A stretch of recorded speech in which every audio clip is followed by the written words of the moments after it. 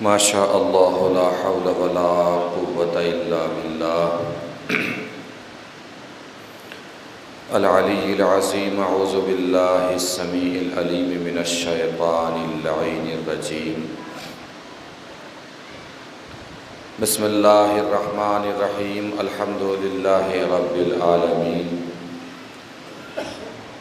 الصلاۃ والسلام علی اشرف الاولین والآخرین خاتم النبیین شفیع المذنبین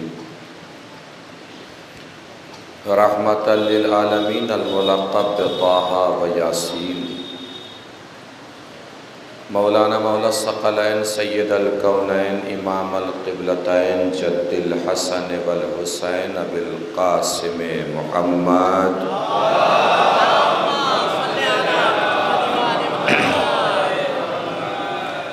وعلى آلہ الطیبین الطاہرین المعصومین المظلومین المنتخبین المنتجبین الغر المیامین ولعنۃ اللہ علی اعدائہم اجمعین من الآن الی قیام یوم الدین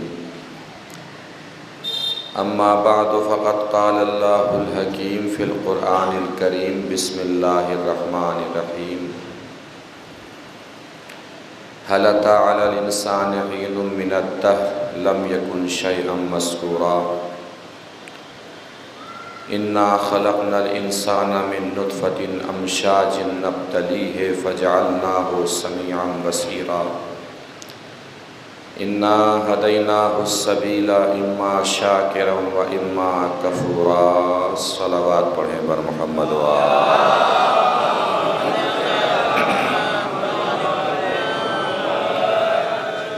مل جل کے ایک اور بار بآواز بلند نعرہ صلوات پڑھ دیجیے۔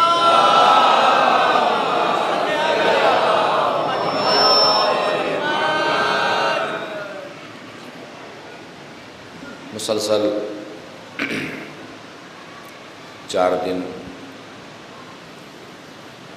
الگ الگ قرآن مجید کے سورہ مبارکہ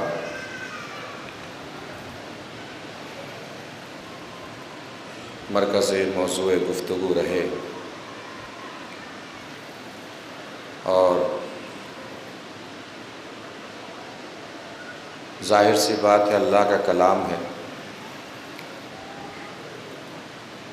ایک ایک سورے کی تشریح کے لیے پوری زندگی درکار ہے، لیکن اس 1 سے لے کے 1.5 گھنٹے میں جتنا ممکن ہو سکا ایک سورے کے مطالب، مفاہیم اور عناوین آپ تک پہنچانے کی کوشش کرتے رہے، سعادت حاصل کرتے رہے۔ السلام۔ اور آپ لوگوں نے بھی اپنی لیاقت سماعت کے اعتبار سے اور فن سماعت کی گہرائی اور گہرائی کے عنوان سے مسلسل ذکر کا اور تذکرے کا ساتھ دیا۔ پروردگار عالم تلاوت قرآن مجید کے ساتھ ساتھ ہم سب کو قرآن فہمی اور قرآن شناسی کی توفیق عنایت فرمائے۔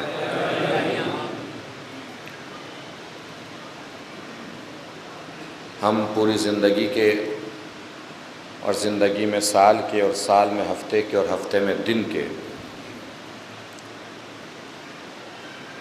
جو اپنے پروگرام اور امور مرتب کرتے ہیں، اس میں ہمیں چاہیے بزرگوں کو بھی، جوانوں کو بھی، بچوں کو بھی کہ قرآن مجید کے سلسلے سے بھی ہم اس پر ضروری غور و خوض کریں۔ جو امور ہم پورے دن کے مرتب کرتے ہیں کہ اس وقت یہ کرنا ہے، اس وقت یہ کرنا ہے، اس وقت یہ کرنا ہے، اس میں سے کوئی یہ وقت قرآن مجید کو بھی دیں۔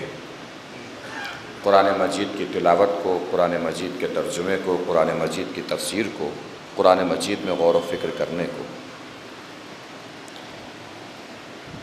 برکتیں، رحمتیں، ثواب اپنی جگہ، مگر زندگی کے امور سجانے میں بہت فائدہ مند ہے قرآن مجید کو زندگی میں جگہ دینا۔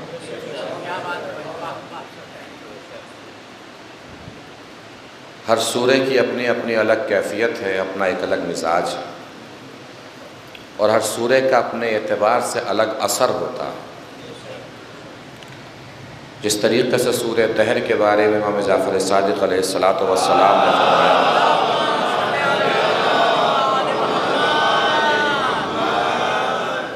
جو جمعرات کے دن، تھرسڈے میں جمعرات کے دن صبح میں سورہ دہر کی تلاوت کرے گا، اس میں کم از کم اس کو اجر یہ ملے گا کہ جنت میں وہ اللہ کے محبوب کے ساتھ رہے گا۔ یہ کم از کم اجر یہ ملے گا کہ وہ جنت میں اللہ کے رسول کے ساتھ رہے گا۔ جو سورہ دہر کی ہر جمعرات تلاوت کرے گا، اور یہ سورہ دہر کی تفسیر عنوان اور موضوع کے مطابق بالکل اپنی جگہ عقلی بھی لگتا ہے، چونکہ سورہ دہر کا تعلق ہے آل رسول سے۔ جو سورہ دہر کا تذکرہ کر رہا ہے اور سورہ دہر کی تلاوت کر رہا ہے، اس کا مطلب مستقل آل رسول کا تذکرہ کر رہا ہے، اور آل رسول کو وہیں رہنا ہے جہاں رسول رہیں گے۔ جو آل رسول کا تذکرہ کرے گا وہ بھی وہیں رہے گا جہاں آل رسول رہیں گے۔ کربلا کے میدان میں سعید و زہیر نے جب تیر کھا کر گرے ہیں اور امام حسین سے پوچھا ہے، سعید و زہیر تو سمجھ گئے نا، جو مولا کے سینہ سپر تھے وقت نماز اور تیر کھا رہے تھے، نماز تمام ہوئی اور گرے، تو سب سے پہلا سوال یہ کیا کہ مولا ہم جنت میں کہاں رہیں گے؟ تو مولا نے فرمایا جہاں تمہارا امام رہے گا وہیں تم رہو گے، جہاں ہم رہیں گے وہیں تم رہو گے۔ تو اس سے بڑی جزا تو کوئی ہو ہی نہیں سکتی، اس سے بڑا اجر ہمارے لیے کوئی نہیں ہو سکتا کہ جہاں آل رسول ہوں وہیں ہم۔ اس سے بڑا نہ اجر ہے، نہ کوئی اجرت ہے، نہ اس سے بڑی کوئی جزا ہے۔ سورہ مبارکہ دہر ان مخصوص سوروں میں سے ہے کہ جو صرف آل رسول کے لیے نازل ہوئے، جس کا آغاز ہوتا ہے بسم اللہ الرحمن الرحیم، هل اتى على الانسان حين من الدهر لم يكن شيئا مذکورا۔ کیا انسان کے اوپر ایسا وقت آیا ہے کہ جب وہ کوئی قابل ذکر شے نہیں تھا۔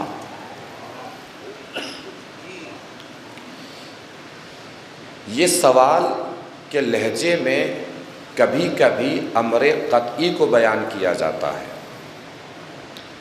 مثلا ماں گھر میں کھانا بنا کے بیٹھی ہوئی بچے کا انتظار کر رہی ہے، بچہ 3 بجے گھر میں آیا باہر سے، ماں نے پوچھا کھانا لگا دوں؟ بچے نے کہا میں باہر سے کھا کے آ گیا۔ ماں کہتی ہے کیا گھر میں کھانا نہیں تھا؟ یہ سوال کے انداز میں ماں اصل میں امر یقینی کو بیان کر رہی ہے۔ کیا گھر میں کھانا نہیں تھا؟ اس کا مطلب یہ ہے گھر میں کھانا تھا تو باہر سے کیوں کھا کے آیا؟ اس کا مطلب یہ ہوتا ہے۔ تو اللہ فرما رہا ہے کیا انسان کے اوپر کبھی ایسا وقت پڑا کہ جب وہ قابل ذکر نہیں تھا؟ اللہ امر یقینی کو بیان کر رہا ہے کہ انسان کے اوپر ایسا وقت تھا کہ جب وہ قابل ذکر نہیں تھا۔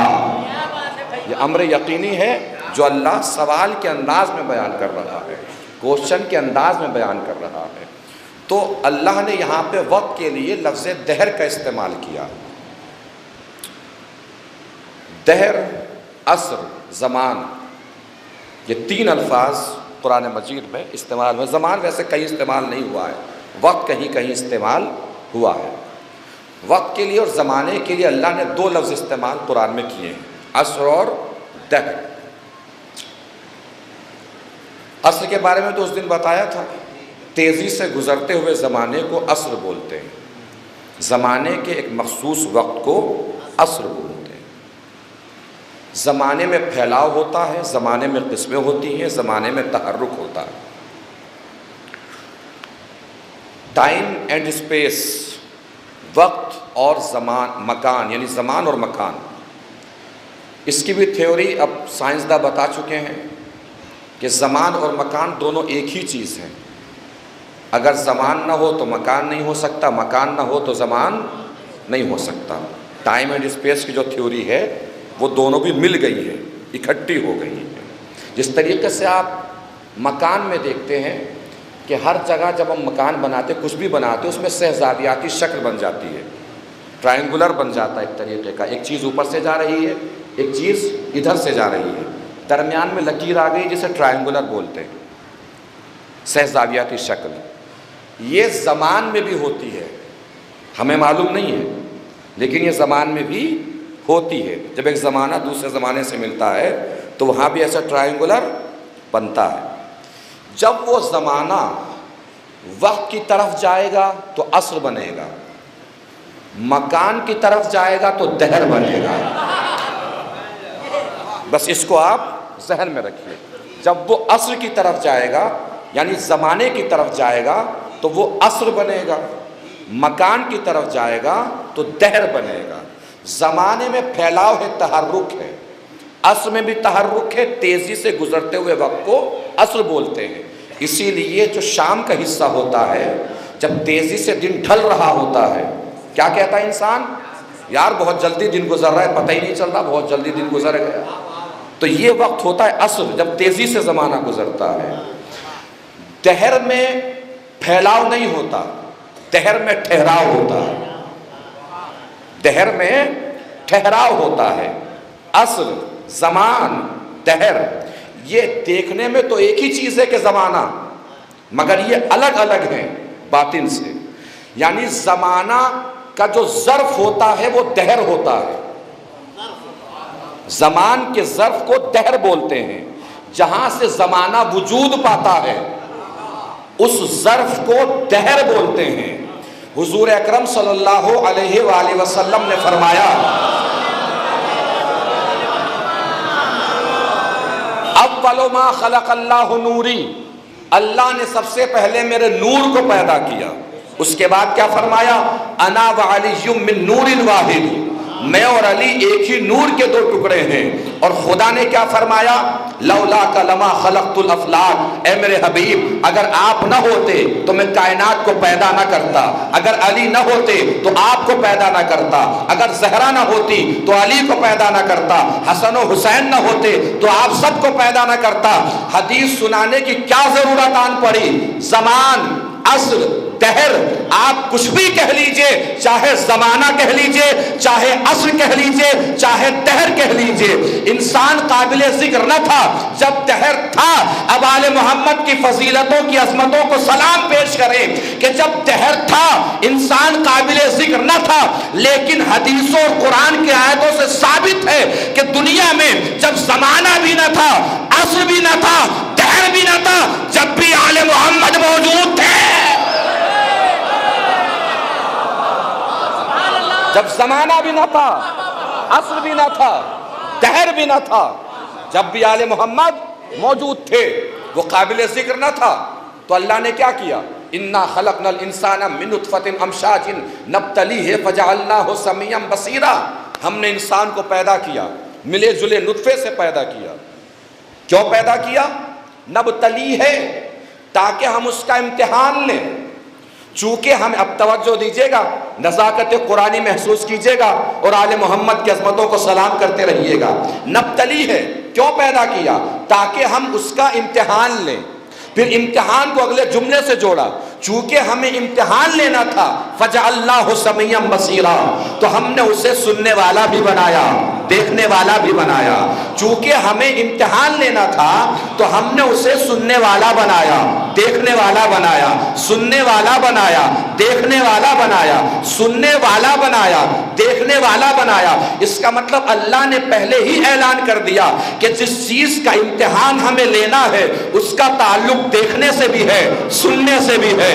جس چیز کا امتحان لینا ہے اس کا تعلق دیکھنے سے بھی ہے, سننے سے بھی ہے. جس چیز کا امتحان لیا جائے گا اس کا تعلق دیکھنے سے بھی ہے, سننے سے بھی ہے. اسی لیے آپ کو اندازہ نہیں ہوا غدیر کے میدان میں نبی نے من کنت مولا سنایا بھی ہے, علی کو اٹھا کے دکھایا بھی ہے.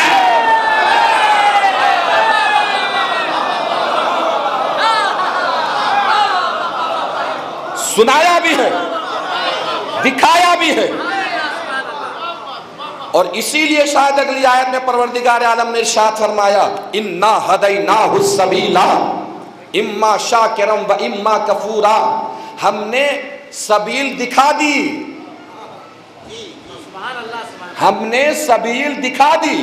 اتفاق یہ ہے کہ سبیل کا ترجمہ بھی راستہ ہے, صراط مستقیم کا ترجمہ بھی راستہ ہے. اس کا مطلب جو صراط مستقیم ہے وہی سبیل ہے, جو سبیل ہے وہی صراط مستقیم ہے.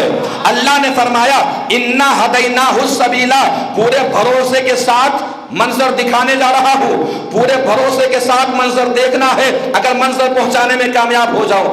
انا ہدیناہ السبیل, ہم نے سبیل دکھا دی, ہم نے سبیل دکھا دی. آپ کو ایسا نہیں لگا کہ یہ اہدنا الصراط المستقیم کا جواب ہے؟ ہر نماز میں مسلمان کہہ رہا ہے ہمیں صراط مستقیم دکھا, ہمیں صراط مستقیم دکھا, ہمیں صراط مستقیم دکھا. اللہ نے فرمایا ہم نے سبیل دکھا دی, ہم نے سبیل دکھا دی, ہم نے سبیل دکھا دی. پروردگار صراط مستقیم اور سبیل ایک ہی شخصیت کے نام ہے کیا؟ کہا رسول سے پوچھ لو. صراط مستقیم بھی وہی ہے, سبیل بھی وہی ہے. مسلمان کہہ رہا ہے دکھا صراط مستقیم, دکھا صراط مستقیم, دکھا صراط مستقیم. اللہ نے نبی کو آواز دی ہوگی اے میرے حبیب انہیں 1,24,000 کے مجمع میں علی کو اٹھا کے دکھا دے. ایک صلوات پڑھیں مل جل کے بر محمد و آل محمد.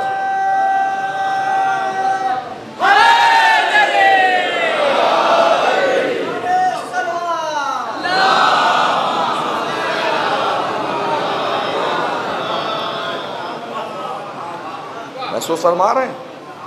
اب یہاں کے بعد جتنی گفتگو ہے, بیچ میں کافروں کے لیے آیت ہے, اس کے بعد کی جتنی گفتگو ہے وہ سب جنت کے سلسلے سے ہے. جنت کا تعارف, جنت میں کیا کیا نعمتیں ہوں گی, جنت میں کیا کیا ہوگا. یہ ساری نعمتیں کن لوگوں کے لیے ہیں؟ قرآن نے آواز دی وَيُطْعِمُونَ الطَّعَامَ عَلَىٰ حُبِّهِ مِسْكِينًا وَيَتِيمًا وَأَسِيرًا. یہ ساری نعمتیں ان کے لیے ہیں. یطعمون الطعام علی حبہ, جو اللہ کی محبت میں کھانا کھلاتے ہیں مسکین کو, یتیم کو, اسیر کو. یہی اس سورہ کا مرکزی موضوع ہے.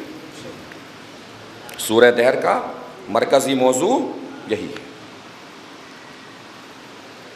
شان نزول میں یہی ملتا ہے سورہ دہر کے کہ حضور اکرم صلی اللہ علیہ وآلہ وسلم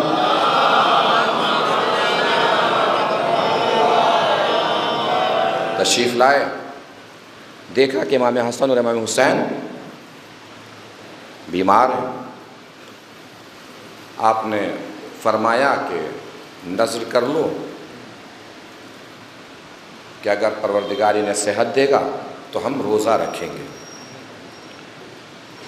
تو شہزادی نے بھی, مولا کائنات نے بھی, جناب فضہ نے بھی, اور امام حسن اور امام حسین نے بھی نذر مانی, روزہ رکھیں گے. صحت یاب ہو گئے, روزہ رکھا. پہلے دن روزہ رکھا، وقت افطار ہوا، دروازے پر مسکین نے آواز دی۔ اب روایتیں بتاتی ہیں کہ وہ فرشتہ تھا جو آسمان سے آیا تھا۔ مسکین نے آواز دی، سب نے اپنے اپنے سامنے کی روٹیاں مسکین کو دے دی۔ جناب فضہ نے بھی دے دی، مولا کائنات نے بھی، دونوں شہزادوں نے اور شہزادی فاطمہ نے بھی۔ پانی پی کر روزہ افطار کر لیا۔ دوسرے دن پھر روزہ رکھا، پھر وقت افطار، یتیم آواز دے رہا ہے، پھر سب نے اپنی روٹیاں اٹھا کے اس یتیم کو دے دی، پانی سے روزہ افطار کر لیا۔ تیسرے دن پھر روزہ رکھا، وقت افطار آیا، پھر ایک اسیر دروازے پر آ گیا، سب نے روٹیاں اپنی اٹھا کے اس اسیر کو دے دی، پانی سے روزہ افطار کر لیا۔ امام حسن اور امام حسین کو لے کر مولا کائنات حضور کے پاس ملاقات کے لیے گئے۔ آپ نے ان کی حالت دیکھی، اللہ کی بارگاہ میں دعا فرمائی۔ جبرائیل امین اس سورے کے ساتھ نازل ہوئے جس سورے کے کلیدی آیت، درمیانی آیت ہے وَجَزَاهُمْ بِمَا صَبَرُوا جَنَّةً۔ جن لوگوں نے صبر کیا اللہ نے ان کو جزا میں جنت دے دی، جزا میں جنت دے دی۔ اب یہ شان نزول آپ تک پہنچ گیا ہے، اب اس کے تفسیری مطالب تک ہم پہنچتے ہیں۔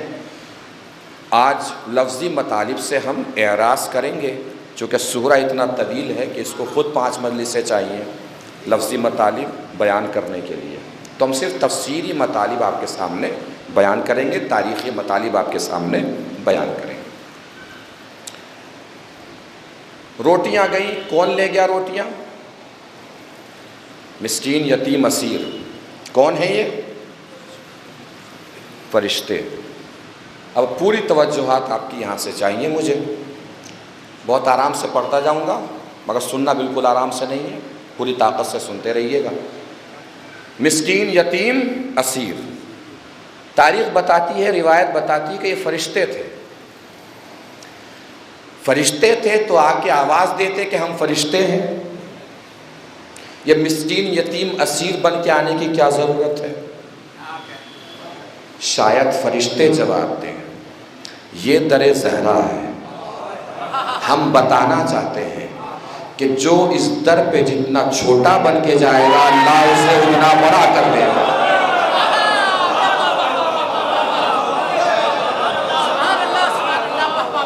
جو جتنا چھوٹا بن کے جائے گا اللہ اسے اتنا بڑا کر دے گا۔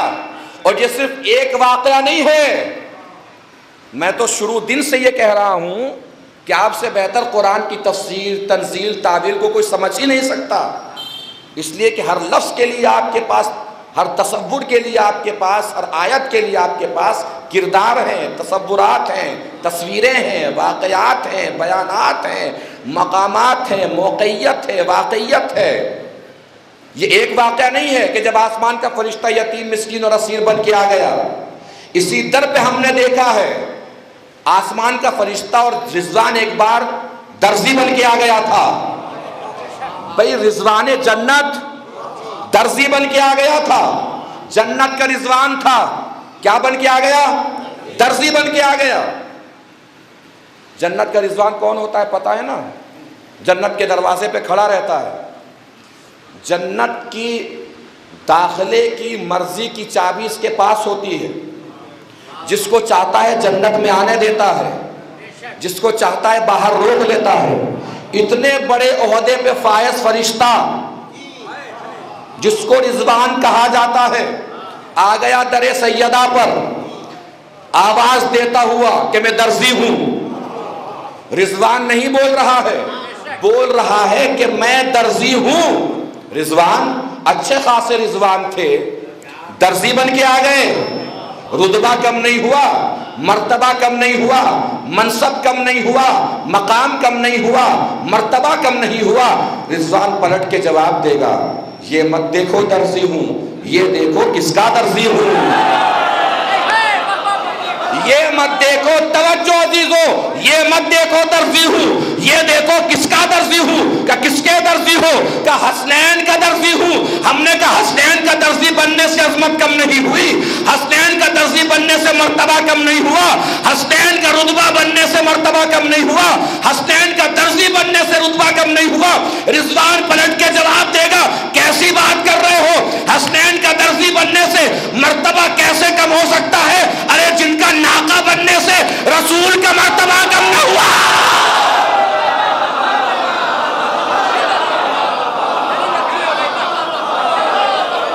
ایک صلوات پڑھے مل جل کے بر محمد و آل محمد۔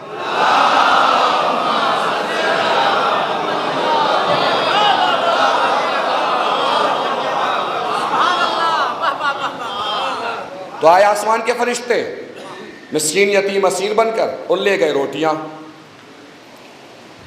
اب قابل توجہ بات یہ ہے جو بیان کر رہا ہوں، کیا لے گئے؟ روٹیاں لے گئے۔ کتنی روٹیاں لے گئے؟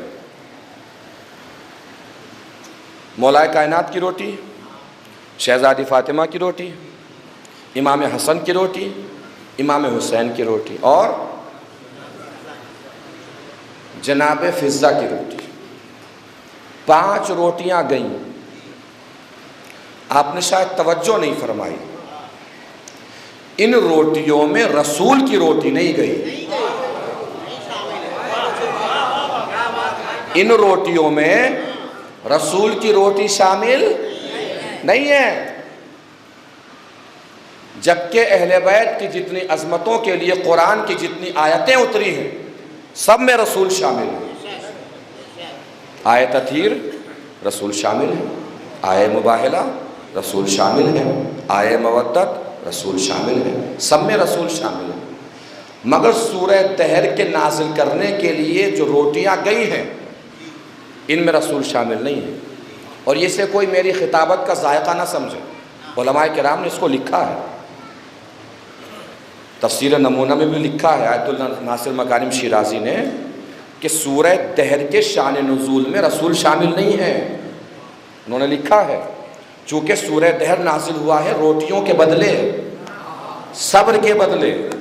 اگر سورہ دہر کو روزوں کے بدلے مانے جائے تو روزہ رکھنے میں بھی رسول شامل نہیں ہے، اگر روٹیوں کے بدلے مانا جائے تو روٹیوں میں بھی رسول شامل نہیں ہے۔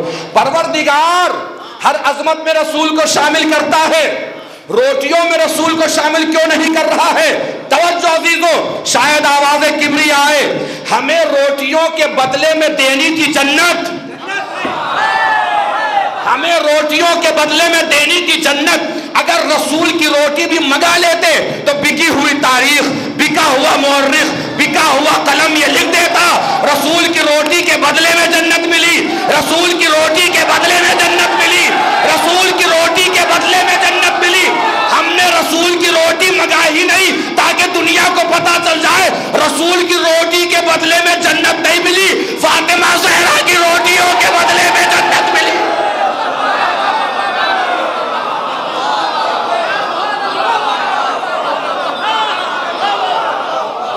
بطول کی روٹیوں کے بدلے میں جنت ملی ہے، شہزادی فاطمہ کی روٹیوں کے بدلے میں جنت ملی ہے۔ کیوں نہیں منگائی؟ منگا سکتا تھا، کس وجہ سے نہیں منگائی؟ منگائی جا سکتی تھی۔ اب بہت توجہ سے، باغ ہوتا ہے، باغ آم کے باغ ہماری طرف چونکہ بہت ہوتے ہیں تو یہ مثال مجھے یاد آتی ہے۔ باغ جو خریدا جاتا ہے اس میں کبھی کبھی تو ایسا ہوتا ہے کہ ایک ہی آدمی باغ خرید لیتا ہے۔ باغ پوری زندگی کے لیے نہیں خریدے جاتے، 2 سال کے لیے، 4 سال کے لیے، 6 سال کے لیے باغ خریدا جاتا ہے ایگریمنٹ کے اعتبار سے۔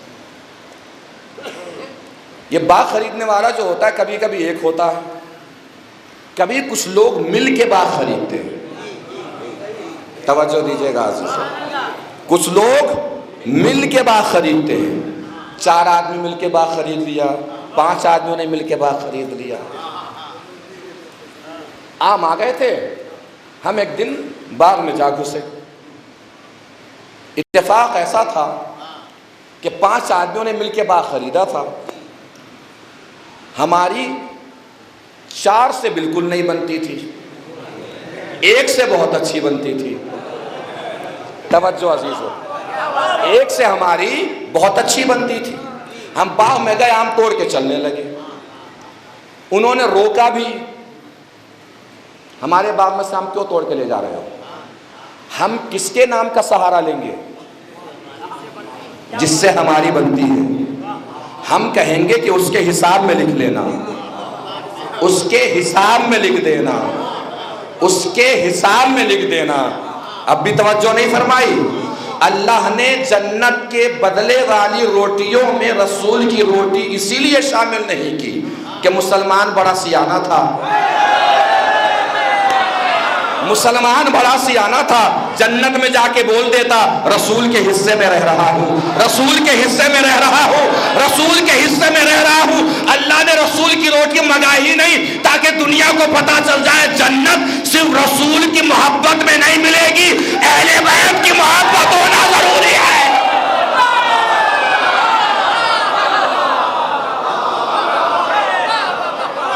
ایک صلوات پڑھیں مل جل کے بر محمد و آل محمد.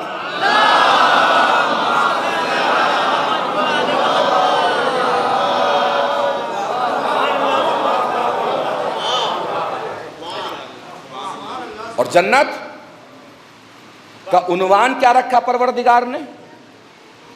وَجَزَاهُمْ بِمَا صَبَرُوا جَنَّةً. جنت ملی ہے جزا میں. دو لفظ ہیں، ایک عطا اور ایک جزا. بدلہ جب موافق عمل ہو تو وہ بدلہ کہلاتا ہے جزا، اور بدلہ جب جزا سے زیادہ ہو تو کہلاتا ہے عطا. جو لغت میں ڈکشنری میں عطا اور جزا کی وضاحت کی گئی ہے وہ یہی ہے، جب بدلہ موافق عمل ہو. آپ نے مزدور سے ایگریمنٹ کر لیا کہ ہم روزانہ آپ 1000 اینٹ لگائیے گا، ہم روزانہ 1000 روپے آپ کو دیں گے، ہر اینٹ کے بدلے میں 1 روپیہ آپ کو دیں گے. اس نے 1000 اینٹیں لگائیں، آپ نے اسے 1000 روپے دیے، تو یہ بدلہ موافق عمل ہے. اب جب آپ نے اسے 1000 روپے دے دیے تو اب اس 1000 روپے پہ آپ کا اختیار ہے یا اس کا اختیار ہے جس کو دیے؟ آپ نے تو دے دیے، اختیار کس کا ہے؟ اگلے دن وہ آئے آپ کے پاس اور آپ اس سے 1000 روپے کا حساب لینے لگے، کوئی صاحب عقل برداشت کرے گا اس بات کو؟ بھائی 1000 روپے موافق عمل ہیں، آپ نے اسے دے دیے، وہ اسی کے ہیں، اس پہ اسی کا حق ہے. وہ 1 دن میں خرچ کر دے کہ 1 گھنٹے میں خرچ کر دے کہ 1 منٹ میں خرچ کر دے، اس کی مرضی. آپ نے کسی دن 1000 روپے کے بدلے 1500 روپے دے دیے تو 1000 روپے تو جزا ہیں، یہ 500 روپے عطا ہیں. یہ آپ نے اضافی اسے دیے. عقل یہ کہتی ہے، شعور یہ کہتا ہے کہ آپ 500 روپے کا حساب لے سکتے ہیں. آپ اگلے دن آ کے کہہ دیں کہ ہم نے غلطی سے دے دیے تھے، لاؤ 500 روپے ہمارے. کہہ سکتے نہیں کہہ سکتے ہیں کہ بھئی ہم نے آپ کو زیادہ دے دی تھے، آپ کا حساب دیکھو، دیکھ کے خرچ کرنا، تمہارے حالات دیکھ کے ہم نے اتنے پیسے بڑھا کے دیے ہیں، ذرا سنبھل کے خرچ کرنا. اس 500 روپے کے لیے کہہ سکتے ہیں آپ، 1000 روپے کے لیے نہیں کہہ سکتے. اتفاق یہ ہے کہ اللہ نے جو اپنے بندوں پر نعمتیں نازل فرمائی اس میں عطا کا بھی ذکر ہے، جزا کا بھی ذکر ہے. جب سلیمان کو حکومت دی تو فرمایا ھذا عطاؤنا فامنن او امسک بغیر حساب. یہ جو تمہیں ہم حکومت دے رہے ہیں نا، یہ ہماری عطا ہے، تمہاری مرضی، چاہے اسے لٹا دو، کسی کو بھی دے دو یا اپنے پاس روک لو. عطا جس میں حساب لیا جا سکتا ہے، سلیمان کو وہ عطا دے کر بھی اللہ اختیار سلیمان کو دے رہا ہے. توجہ، سلیمان کو دے رہا ہے، تمہاری مرضی، اپنے پاس رکھو یا کسی اور کو دے دو، کسی طریقے سے خرچ کرو، یہ عطا تھی. اور جب جنت آل محمد کو دی تو اللہ نے فرمایا جنت جزا ہے، جنت جزا ہے. جزا میں دینے والے کے حق سے نکل کر جس کو دیا جا رہا ہے اس کے حق میں پہنچ جاتا ہے۔ جنت پہ اہل بیت کا حق ہے، مکمل حق ہے۔ سوچئے جب سلیمان کو عطا کے بعد حق ملا کہ چاہے روکیں یا دے دیں تو آل محمد کو جنت جزا میں ملی ہے، اب شہزادی کی مرضی ہے کسے جنت میں آنے دے، کسے دروازے پہ کھڑا رکھے۔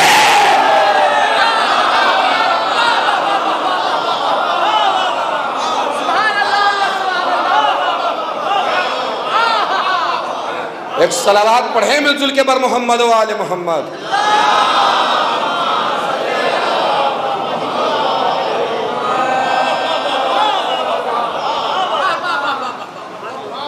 مرضی ہے آل محمد کی، مرضی ہے سیدہ کی، مرضی ہے زہرا کی۔ چونکہ اتفاق دیکھیے اہل بیت کی جتنی بھی عظمتیں قرآن مجید میں آئی ہیں سب میں مرکزی کردار جناب سیدہ کا ہے،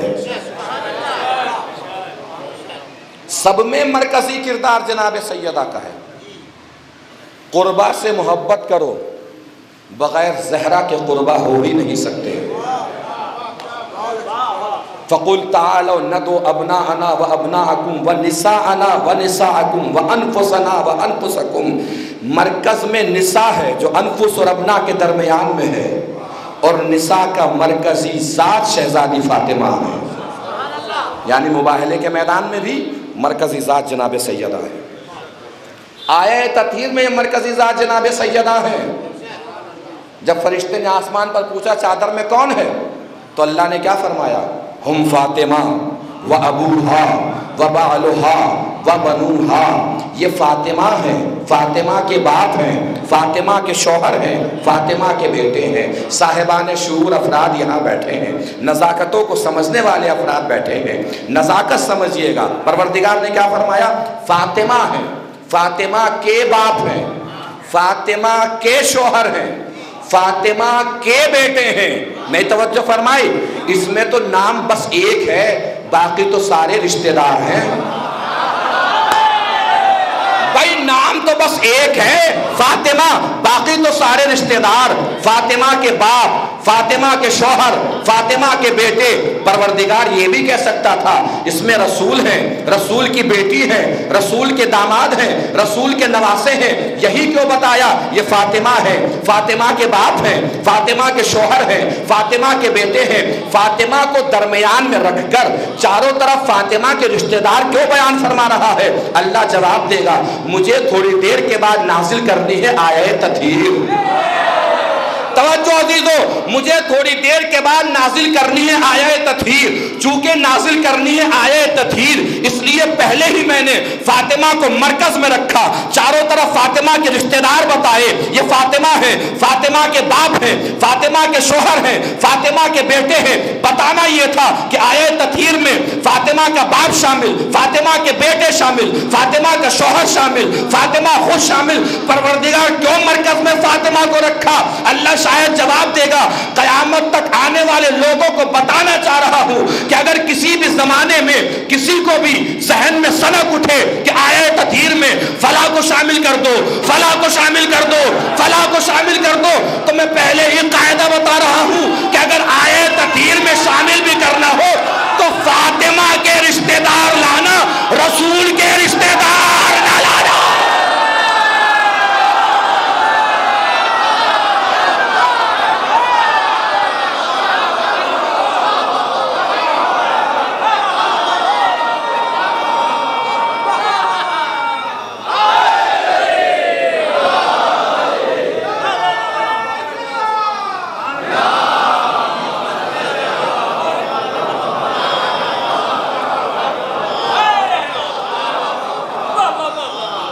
تو مرکزی کردار ہیں شہزادی فاطمہ۔ جتنے بھی اہل بیت کے فضائل ہیں، جتنے بھی اہل بیت کی عظمتیں ہیں، یہاں بھی مرکزی کردار شہزادی فاطمہ۔ روٹیاں گئیں، کتنی گئیں یہ تو پتہ لگ گیا، کس کس کی گئیں، بنائی کس نے ہوں گی روٹیاں؟ روٹیاں بنائی کس نے ہوں گی؟ شہزادی سلام اللہ علیہا کے گھر میں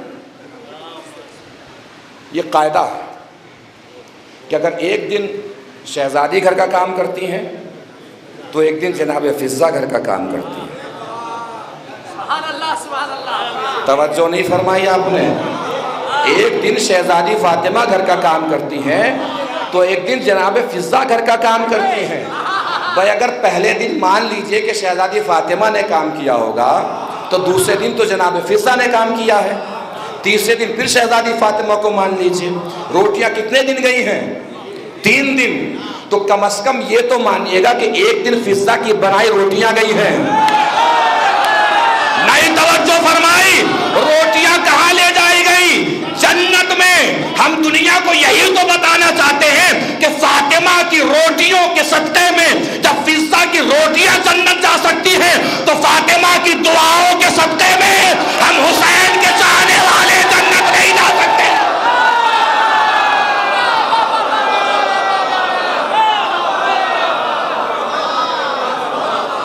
زہرا کی روٹیوں کے صدقے میں جب فضہ کی روٹیاں جنت جا سکتی ہیں. گئی ہیں شہزادی فاطمہ کی روٹیاں. روٹیاں گئی ہیں نا. کیا واقعاً روٹیاں گئی ہیں؟ جو لوگ زیارت پہ تشریف لے جاتے ہیں ان سے پوچھئے کہاں کہاں گئے, وہ آپ کو بتائیں گے کازمین گئے, سامرہ گئے, نجف گئے, ایران گئے, قم گئے, مشہد گئے. جب مشہد کا تذکرہ آئے گا تو امام رضا کے روزے کا تذکرہ آئے گا. امام رضا کے روزے کا ذکر آئے گا تو دسترخوان امام رضا کا تذکرہ آئے گا. پوچھئے اس سے کیا کھا کے آئے. اگر عقل میں شعور ہوگا واقعاً تو آپ کو یہ نہیں بتائے گا کتنے پلیٹ چاول کھا کے آیا, کتنی پلیٹ بوٹیاں کھا کے آیا, کتنی روٹیاں کھا کے آیا. سیدھے سیدھے کہے گا دسترخوان امام رضا سے تبرک کھا کے آیا. دسترخوان امام رضا سے تبرک کھا کے آیا. اس کا مطلب رزق خدا جب تک در معصوم سے دور ہوتا ہے وہ بوٹیاں ہوتا ہے, روٹیاں ہوتا ہے. لیکن جیسے ہی رزق خدا در معصوم سے منسوب ہو جاتا ہے اب وہ روٹیاں نہیں تبرک بن جاتا ہے. روٹیاں نہیں تبرک بن جاتا ہے. اس کا مطلب آسمان کے فرشتے در فاطمہ سے روٹیاں نہیں تبرک لے گئے.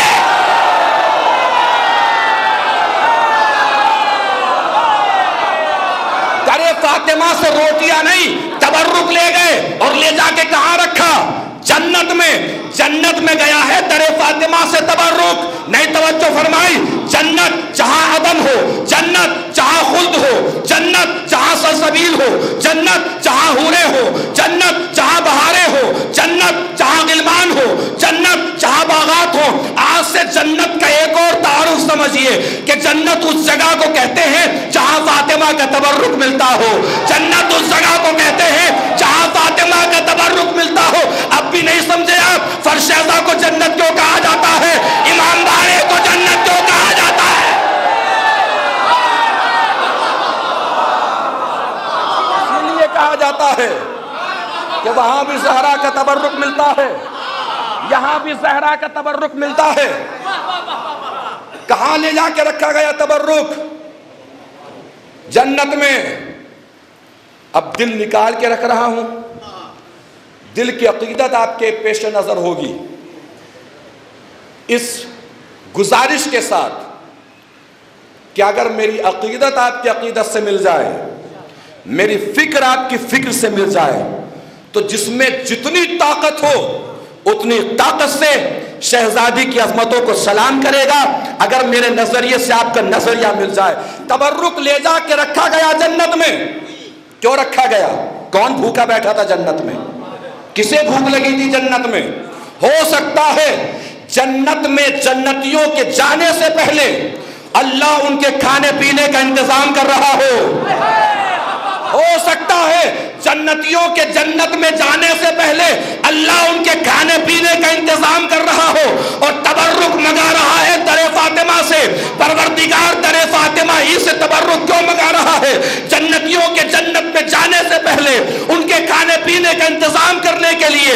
شاید آواز قدرت آئے, بتانا چاہ رہا ہوں سنبھل کے جنت آنا. اس دنیا میں بھی زہرا کے ٹکڑوں پر پلے ہو, اس دنیا میں بھی زہرا کے ٹکڑوں پر پلے ہو.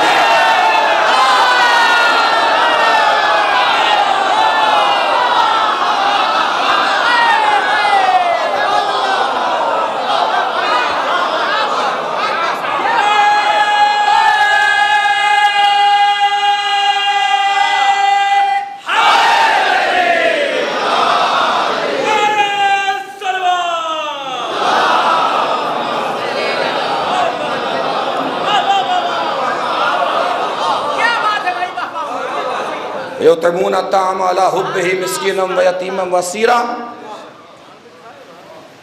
کھلاتے ہیں، کھانا کھلاتے ہیں، کس لیے کھلاتے ہیں؟ علی حبہ،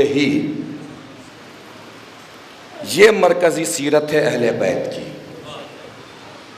اللہ کے لیے کھلاتے ہیں۔ شہزادی نے زندگی بھر جتنے کام کیے ہیں سب اللہ کے لیے کیے،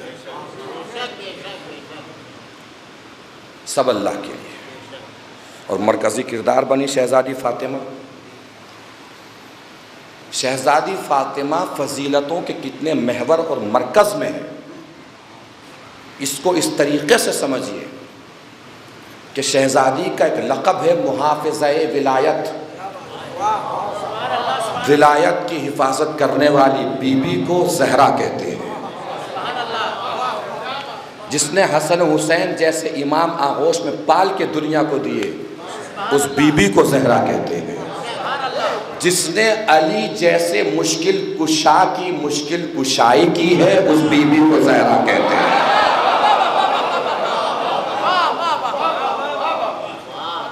کوئی کہہ سکتا ہے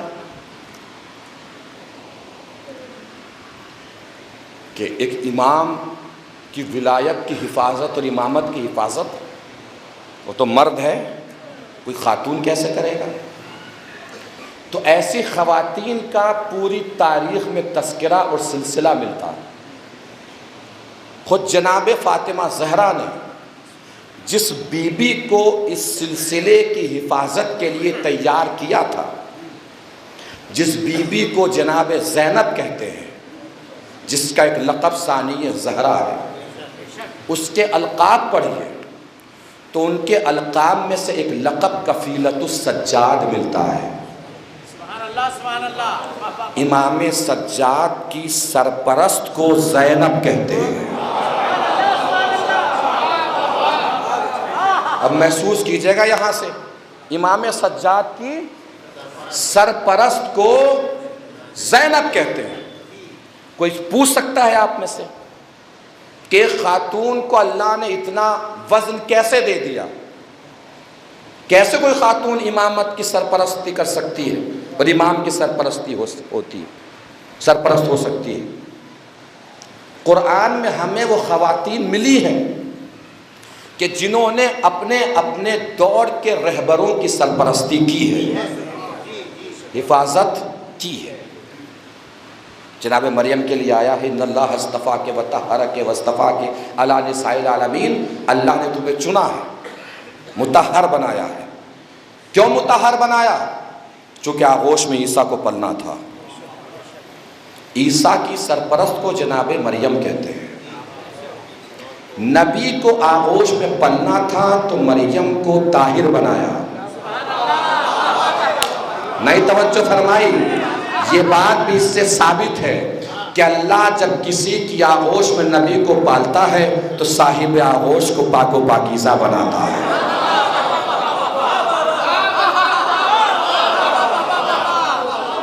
صاحب آغوش کو پاک و پاکیزہ بناتا ہے۔ جب کسی بھی آغوش میں نبی کو پالتا ہے تو صاحب آغوش کو پاک و پاکیزہ بنائے گا۔ تو مریم کی کفالت اور حفاظت اور سرپرستی کی ذمہ داری اللہ نے جناب عیسیٰ کی ذمہ داری کس کو دی؟ جناب مریم کو۔ بہت توجہ درکار ہے۔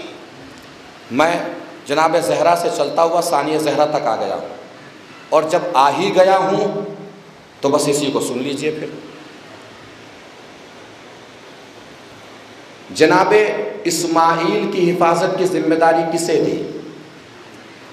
جناب ہاجرہ کو۔ اسماعیل ہادی ہیں، نبی ہیں، حفاظت کی ذمہ داری کسے ملی؟ خاتون ہے۔ جناب عیسیٰ کی حفاظت کی ذمہ داری کسے ملی؟ جناب مریم کو، خاتون ہے۔ اور ایک نام تو آپ باقاعدہ جانتے ہیں، جناب موسیٰ، حفاظت کی ذمہ داری کسے ملی؟ جناب آسیہ کو، خاتون ہے۔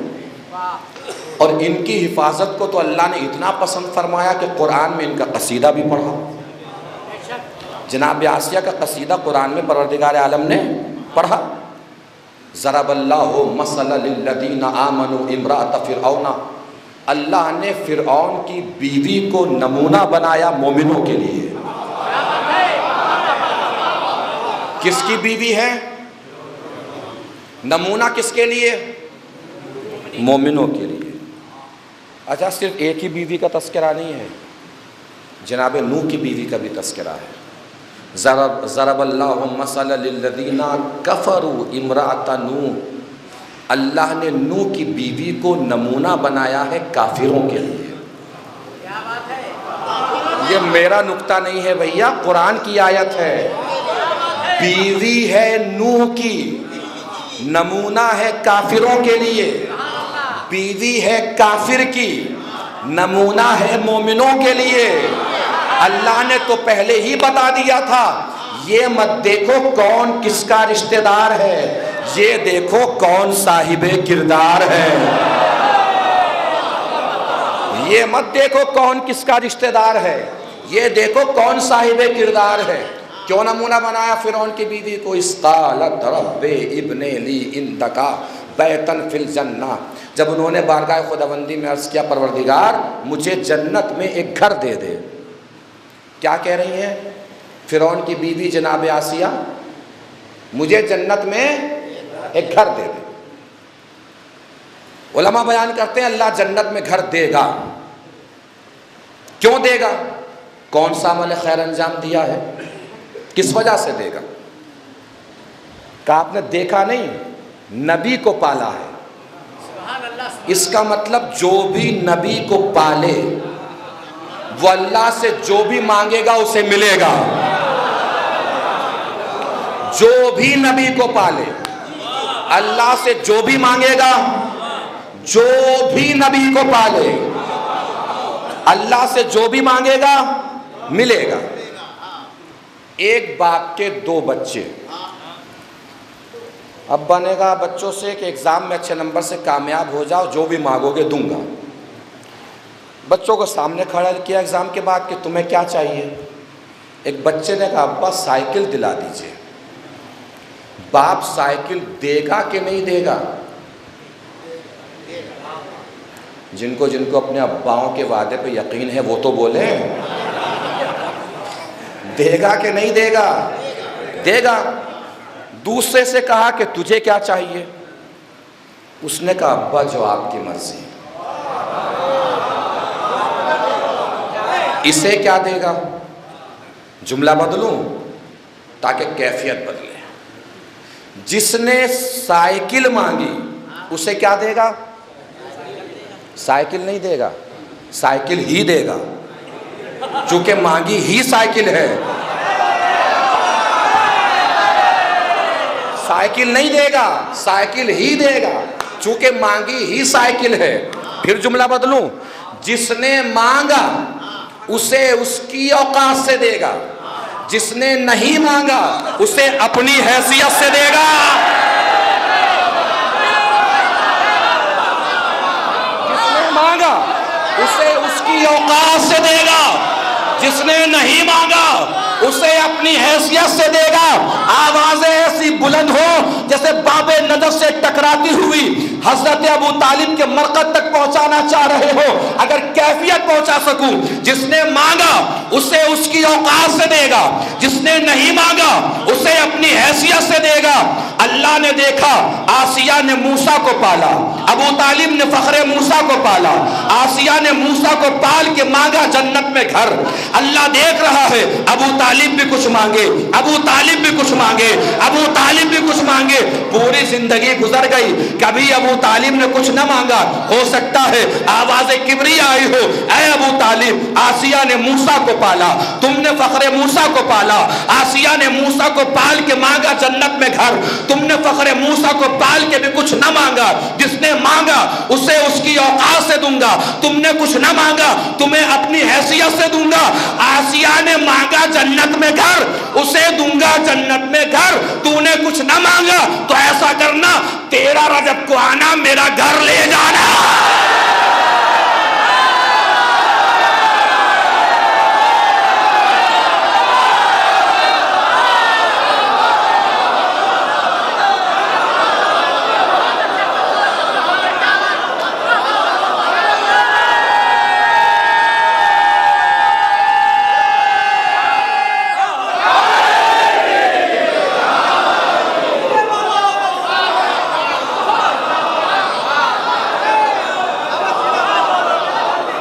اب جتنی طاقت سمیٹ لی ہے نا برقرار رکھیے گا اگلے جملے کے لیے جو عرض کرنے جا رہا ہوں شان جناب زینب کبریٰ میں.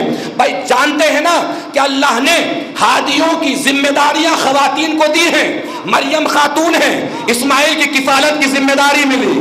آسیہ خاتون ہے, موسیٰ کی حفاظت کی ذمہ داری ملی. ہاجرہ خاتون ہے, اسماعیل کی حفاظت کی ذمہ داری ملی. سجاد کی حفاظت کی ذمہ داری اللہ نے خاتون ہونے کے باوجود زینب کو دی ہے. میرا چیلنج ہے, جس زمانے میں امام سجاد تھے اسی زمانے میں اگر آسیہ بھی ہوتی, مریم بھی ہوتی, ہاجرہ بھی ہوتی, تب بھی اللہ امام سجاد کی حفاظت کی ذمہ داری زینب ہی کو دیتا.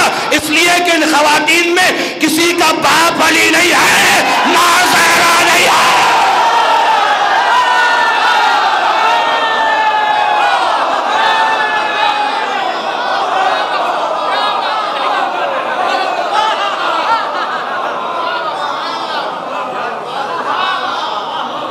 اور کس طریقے سے حفاظت فرمائی جناب زینب نے؟ اب کیفیت سمجھیے گا, سچویشن, منظر, سچویشن محسوس کریں تو بتائیے گا. کوئی خطابت نہیں ہے یہاں سے, صرف سچویشن ہے. کس طرح حفاظت کی جناب زینب نے؟ دربار کوفہ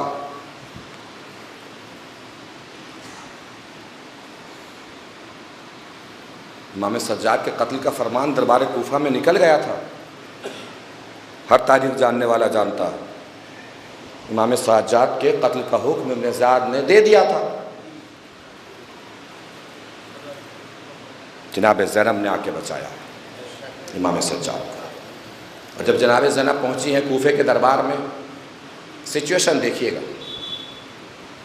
جب پہنچی ہیں, ابن زیاد بیٹھا ہے سامنے تخت پر. کیفیت, جناب زینب جب داخل دربار ہوئی ہیں تو ابن زیاد کی طرف تو دیکھا بھی نہیں, جیسے اس کی کوئی حیثیت ہی نہ ہو.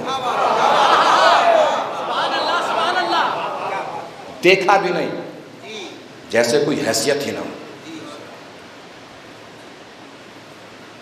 اب حاکم وقت اور بادشاہ اور شہنشاہ تخت پر بیٹھا ہوا اور اسیروں میں خاتون آ رہے اور وہ دیکھ ہی نہیں رہی ہے. تو ایگو ہرٹ ہوگی کہ نہیں ہوگی؟ ابن زیاد پریشان ہوا, اس نے کہا یہ کون ہے؟ کسی نے کوئی جواب نہیں دیا. پھر پوچھا کون ہے یہ؟ کسی نے کوئی جواب نہیں.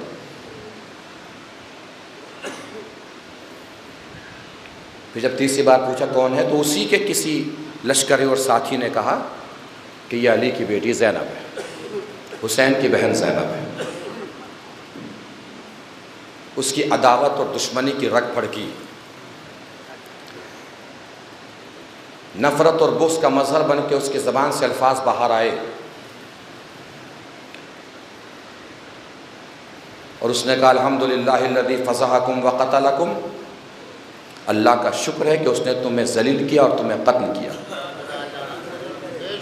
اب جناب زینب کا جواب سنیے گا. رہتی تاریخ تک ابن زیاد اور زیادیت کے رخسار پہ تماچا.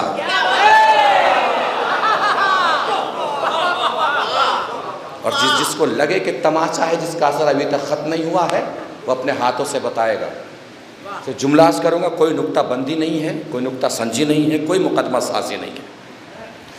جیسا اس نے وار کرنا چاہا, وار کا منہ توڑ جواب جناب زینب نے ایسے ہی دیا. جیسے اس نے کہا الحمدللہ الذی فضحکم وقتلکم, اللہ کا شکر ہے کہ اس نے تمہیں ذلیل کیا. جناب زینب نے علی کا لہجہ اختیار کر کے بآواز بلند فرمایا الحمدللہ الذی اکرمنا بنبیہ, اللہ کا شکر ہے کہ اس نے اپنے نبی کو ہم میں بھیج کر ہمیں عزت دی ہے.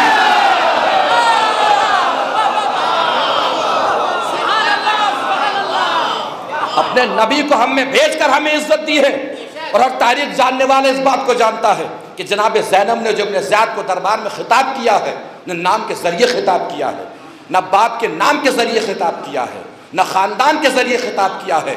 جناب زینب نے فرمایا ہے یبنا مرجانا, او مرجانا کے بیٹے, جملے کی گہرائی کو آپ سمجھ نہیں پائے.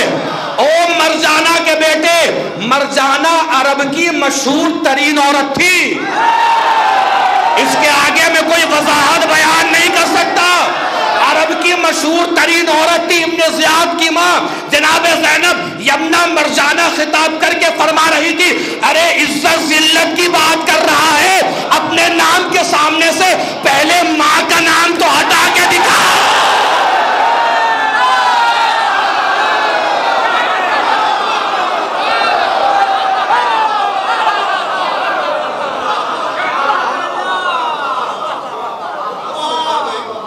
عزت ذلت کی بات کر رہا ہے کہ ماں کا نام ہٹا کے دکھا, تب بات کر عزت اور ذلت کی. اور جب یہ قافلہ گیا ہے شام یزید کے دربار میں, تو ابھی شعر پڑھ رہے تھے مظاہر صاحب,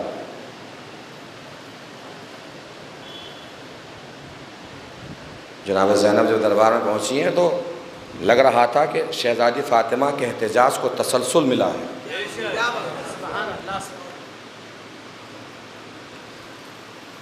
علی کی بیٹی کتاب ہے ایک, صحیفہ وفا ایک کتاب ہے. یہ دونوں کتابیں میرے پیش نظر ہیں اس وقت, جن کتابوں میں سارے مناظر تحریر ہیں.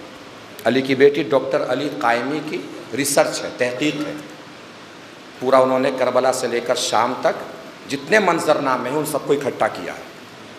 ڈاکٹر علی قائمی کی ریسرچ ہے, علی کی بیٹی.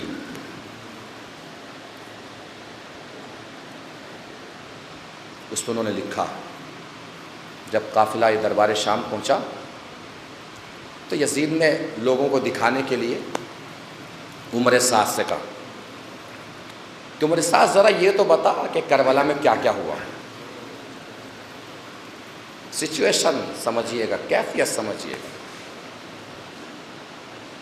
ذرا یہ تو بتا کربلا میں کیا کیا ہوا.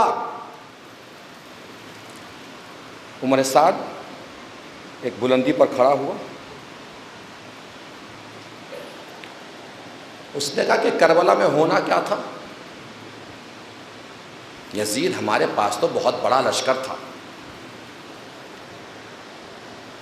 اور وہ تھوڑے سے افراد, تھوڑی دیر میں ہم نے انہیں ختم کر دیا. بڑی آہستہ سے جناب زینب کا جملہ عرض کروں گا, مگر آپ کو جواب دینا یہ سوچ کر کہ یہ خطیب کا نہیں جناب زینب کا جملہ ہے. سچویشن بس سمجھیے گا, اور جملے کی گہرائی گیرائی اور علی کی بیٹی کی قوت اور طاقت کو سمجھیے گا, اور دل کی مضبوطی کو سمجھیے گا. جیسے عمر سعد نے بیان کرنا شروع کیا نا کہ ہم تو بہت سارے تھے, وہ تھوڑے سے لوگ تھے, تھوڑی دیر کے بعد ختم ہو گئے. جناب زینب نے اپنا چہرہ اٹھایا, یزید کو دیکھ کے کہا, یزید سب سے پہلے تو ایک کام کر, تو اس جھوٹے کو چپ کرا کے نیچے اتار.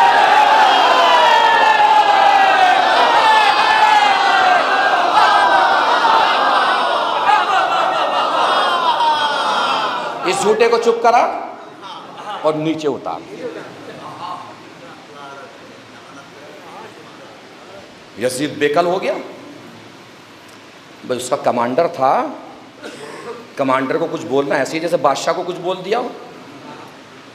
یزید نے سوچا کہ عمر سعد تو مقابلہ نہیں کر پائے گا, میں ڈائریکٹ علی کی بیٹی سے بات کروں.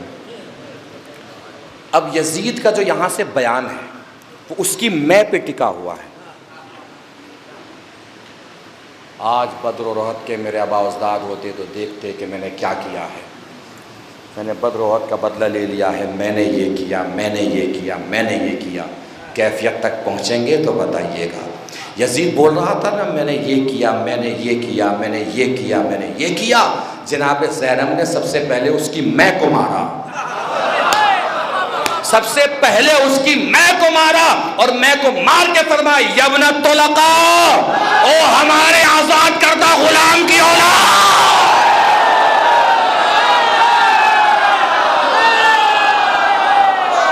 سب سے پہلے اس کی ماں کو مار کے فرمایا ہو ہمارے آزاد کردہ غلام کی اولاد.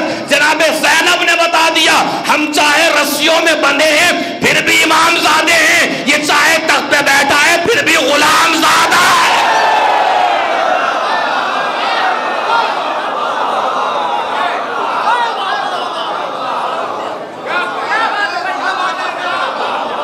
میں کو مارا جناب زینب نے, خاموش ہوا, الجھ گیا وہ. جیسے الجھا جناب زینب نے دوسرا وار کیا. اب سنیے امامت کے پیغام کو کہاں تک لے گئی ہیں جناب زینب, امامت کے وقار کو کہاں تک پہنچایا جناب زینب نے. سنیے سچویشن. جناب زینب نے کہا یہ عمر سعد کہہ رہا ہے کہ تھوڑی دیر میں ہم نے مار دیا. یزید تو حسین کی بہادری کا کیسے مقابلہ کرے گا؟ تو اپنے گھر میں بیٹھا ہے, میرا بھائی تو میدان میں آیا تھا. بہت بڑی بات تھی جناب زینب کی. تو گھر میں بیٹھا ہے, میرا بھائی تو میدان میں آیا تھا, تو اپنے دربار میں ہے. مجھ سے پوچھ راستوں سے ہوتی ہوئی تو میں آ رہی ہوں, تو اپنے گھر میں بیٹھا ہے, راستوں سے ہوتی ہوئی تو میں آ رہی ہوں. دربار سے باہر نکل, راہوں میں جا, ہر راستے کے گھر سے اٹھتی ہوئی رونے کی آوازیں تجھے بتائیں گی کہ میرے بھائی نے کتنا طاقتور حملہ کیا تھا. ہر راستے کے گھر پہ موجود اٹھنے والی رونے اور گریے کی آواز بتائے گی کہ میرے بھائی کا حملہ کتنا مضبوط اور طاقتور تھا. آخری جملہ ہے اس وقت کی گفتگو کا, پوری طاقت سے پڑھنے جا رہا ہوں, پوری طاقت سے سننا ہے.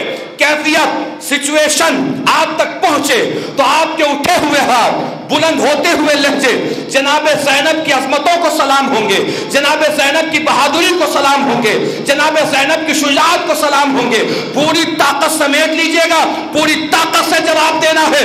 جناب زینب نے یزید کی آنکھوں میں آنکھیں ڈال کے فرمایا او یزید عمر سعد بول رہا ہے نا, اتنے سارے لوگ کربلا گئے تھے, اتنے سارے لوگ کربلا گئے تھے, اتنے سارے لوگ کربلا گئے تھے. اس سے پوچھ کے مجھے بتا گئے تو بہت سارے تھے, یہ تو بتا بچ کے کتنے آئے.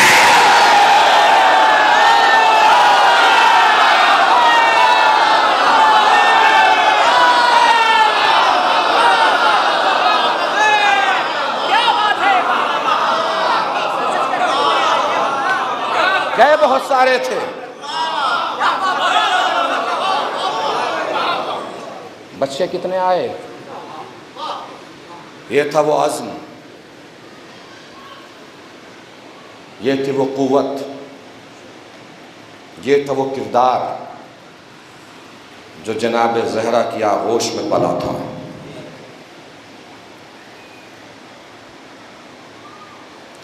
شہزادی سلام اللہ علیہا سورہ کوثر کی طرح, سورہ قدر کی طرح, سورہ دہر کی بھی مرکز و محور ہے. اور مکے سے لے کے مدینے تک, مدینے سے لے کے کوفہ تک, کوفہ سے لے کے کربلا تک, کربلا سے لے کر شام تک, جتنے بھی آپ کو فضیلتوں کے تسلسل ملیں گے سب کی مرکز اور محور جناب فاطمہ زہرا ہے.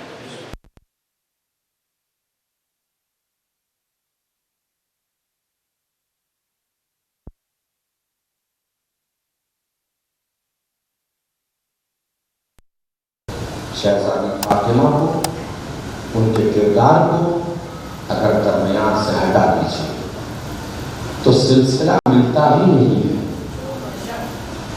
نبوت اور امامت کا سلسلہ نہیں ملے گا, نبوت اور خلافت کا سلسلہ نہیں ملے گا, اللہ کی دنیا میں بھیجی گئی ہدایت کا سلسلہ نہیں.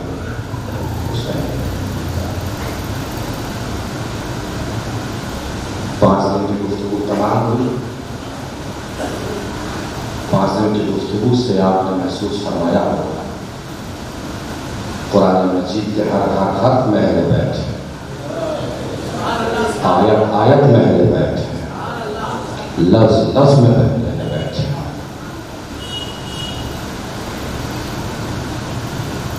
قرآن میں اس کے علاوہ ہے ہی کیا؟ اہل بیت کی محبتوں کی فضیلت ہے یا اہل بیت کے دشمنوں پہ لعنت ہے؟ اب اگر ایک جملے میں قرآن مجید کی تفسیر کی جائے تو کیا بنے گی؟ اللہ کی طرف سے نازل ہونے والے اہل بیت کے قصائد کے مجموعے کو قرآن کہتے ہیں۔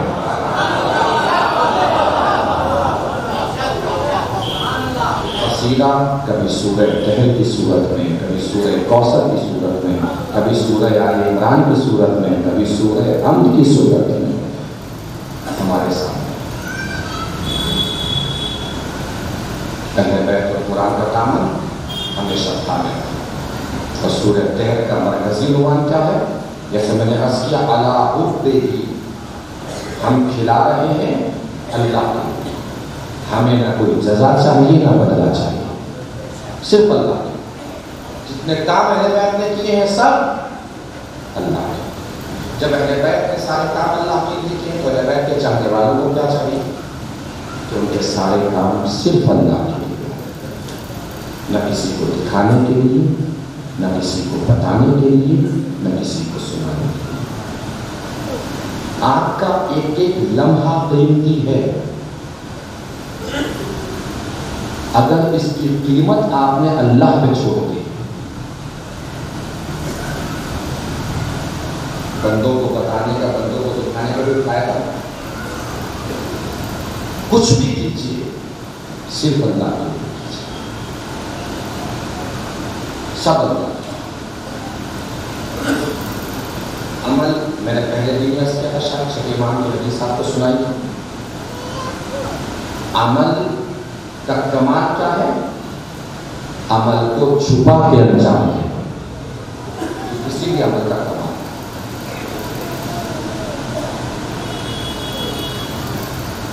اور یہ چیزیں کردار میں شامل ہوتی ہیں، اور کردار گھر کی تہذیب، گھر کے ماحول سے بنتا ہے۔ انسان کا کردار جو ہے اس میں ماں کی تربیت کا اثر بھی ہوتا ہے، باپ کے خون کا اثر بھی ہوتا ہے، اور صرف ماں کی تربیت اور باپ کا خون ہی نہیں، جو ہم کھاتے پیتے ہیں اس غذا کا اثر بھی کردار میں ہوتا ہے۔ بڑا مشہور سا واقعہ سب لوگوں کا سنا ہوا ہوگا، ہو سکتا ہے مجھ سے بھی سن رکھا ہو، مگر پھر سن لیجیے، گفتگو میں آ گیا ہے، اپنے بچوں اور نوجوان بھائیوں سے ہی بات ہو جائے گی، میری ماں بہنیں بیٹیاں بیٹھی ان سے بھی گفتگو ہو جائے گی، بزرگان تو میرا سب بہتر جانتے ہیں۔ انسان کی زندگی میں کردار میں باپ کے خون کا اثر بھی ہوتا ہے، ماں کی تربیت کا اثر بھی ہوتا ہے، اور غذا کا اثر بھی ہوتا ہے۔ ایک دانشور کا بادشاہ کے پاس پہنچنے کا کچھ کھانے پینے کے لیے میرے پاس ہے نہیں، دربار میں آپ جگہ دے دیجیے۔ بادشاہ نے دانشور سے کہا دربار میں تو جگہ ہے نہیں، تم استقبال کا نظام سنبھالو، استقبال کا نظام سنبھالنے لگا۔ ایک دن بادشاہ کا وہاں سے گزر ہوا، دیکھا بہت اچھے طریقے سے استقبال کا نظام سنبھالا۔ بادشاہ نے کہا کہ یار تم تو اس کا مطلب بڑے اچھے دانشور ہو، تم تو دربار کے آدمی ہو، استقبال کے تو آدمی نہیں، لیکن کچھ بہانہ ہونا چاہیے تمہیں دربار میں لے جانے کا، تو میں امتحان لے لیتا ہوں، ایک سوال کا میرے جواب دے دو۔ اس نے کہا ٹھیک ہے سرکار، کہ گھوڑے سے میں بہت محبت کرتا ہوں، تم یہ بتاؤ گھوڑا نسلی ہے یا نسلی نہیں؟ دانشور نے کہا سرکار گھوڑا تو نسلی ہے، مگر اس میں عیب پایا ہے۔ کہ کیا ہے؟ کہ جب بھی گھاس کھاتا ہے زمین کی طرف چہرہ رکھ کے گھاس چلاتا ہے، نسلی گھوڑا ہمیشہ آسمان کی طرف رخ کر کے گھاس چلاتا ہے۔ بادشاہ سمجھ گیا کہ جس سے گھوڑا خریدا تھا ڈوبا لیا، کہ کوئی ایسی بات جو بتانے سے آپ رہ گئے؟ کہ بادشاہ سلامت ہے، جب گھوڑا پیدا ہوا تھا تو اس کی ماں اس دنیا سے چلی گئی، چونکہ ماں نہیں تھی تو ہم نے اسے گائے کا دودھ پلایا، چونکہ گائے کا دودھ پلایا ہے تو اس میں یہ عیب پیدا ہو گیا ہے کہ ابھی آسمان کی طرف چہرہ رکھ کے گھاس نہیں چلاتا، زمین کی طرف منہ کر کے گھاس چلاتا ہے۔ نہیں توجہ فرمائی؟ گھوڑا نسلی تھا مگر غذا بدلی تو عیب پیدا ہو گیا.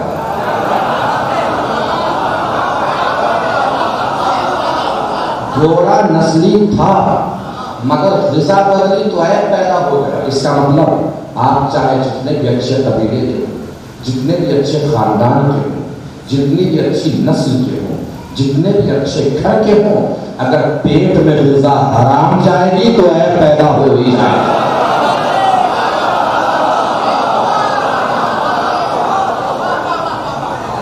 خود کو بھی حرام غذا سے بچائیے، جن کی غذاؤں کی ذمہ داری آپ کے اوپر ہے ان سب کو حرام غذاؤں سے بچائیے.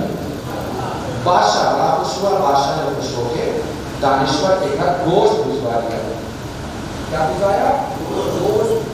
خوش ہو کے دانشور کے گھر گوشت بھجوا دیا اور اسے دربار میں بلایا کہ تم دربار کے آدمی ہو، استبل کے آدمی. ایک دن دربار میں کہتا پوچھ بیٹھا کہ یار تم نے گھوڑے کے بارے میں ٹھیک بتایا تھا، آج یہ بتاؤ یہ تو میری مہارانی ہے، یہ بھی خاندانی ہے کہ نہیں؟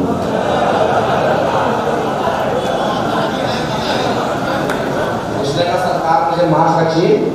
کہا نہیں کوئی ایسا مسئلہ نہیں ہے، جو بھی تم بتاؤ گے ہمیں قبول ہو، اور صرف قبول نہیں ہوگا برداشت کے ساتھ قبول ہوگا. میں کہا سرکار جب آپ کو برداشت ہو بھی جائے گا تو ایک بات بتائیں. بتائیں. کہ سرکار آپ کے راجا یہ ہیں، آپ کی زوجہ تو ہے تو مہارانی، مگر سرکار معاف کیجیے گا خاندانی مہارانی. تو تمہیں کیسے پتا چلا؟ کہ ہم نے جب بھی انہیں دیکھا ہے نوکروں سے لڑتے ہوئے دیکھا ہے. بزرگوں کی مثال مشہور ہے، خاندانی لوگوں کی لڑائیاں بھی خاندانی ہوتی ہیں. خاندانی لوگ ہر کسی سے بہلتے نہیں پھرتے، ہر کسی سے الجھتے نہیں پھرتے. اگر اللہ نے کسی کو سماج میں بڑا بنایا تو بڑا بنانے کا مطلب یہ نہیں ہے کہ وہ چھوٹوں کو اپنے دوست میں رکھے. سماج کے ہر بڑے انسان کو چاہیے کہ اپنے سے چھوٹے کا احترام کرے. آپ علم میں پڑھے ہوں، دولت میں پڑھے ہوں، چاق و حشم میں پڑھے ہوں، منصب میں پڑھے ہوں، رتبے میں پڑھے ہوں، رنگ و نسل میں پڑھے ہوں، خاندان میں پڑھے ہوں، کسی بھی چیز میں پڑھے ہوں، ہمیشہ اپنے چھوٹوں کا احترام کیجیے. دیوار کے اوپر ایک لکیر کھینچ دیجیے اوپر سے نیچے تک. لکیر چھوٹی ہے کہ بڑی؟ اکیلی لکیر نہ چھوٹی ہو سکتی ہے نہ بڑی. اس لکیر کے برابر میں جب چھوٹی لکیر آئے گی تو وہ چھوٹی لکیر اسے بڑا بنائے گی.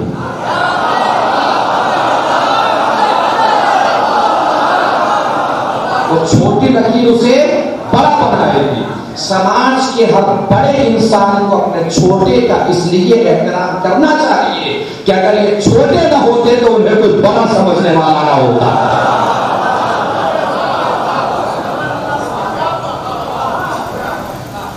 بادشاہ نے اپنے سسر صاحب کو بلوا لیا. کوئی ایسی بات جو بتانے سے آپ رہنے ہو. سسر صاحب نے کہا کہ بھیا ہماری بیٹی سے آپ کا رشتہ بچپن میں ہو گیا تھا، مگر ہماری بیٹی تو اللہ سے پیاری ہو گئی تھی، ہم نے پڑوس سے لے کے بچی کو پال لیا. وہی آپ کی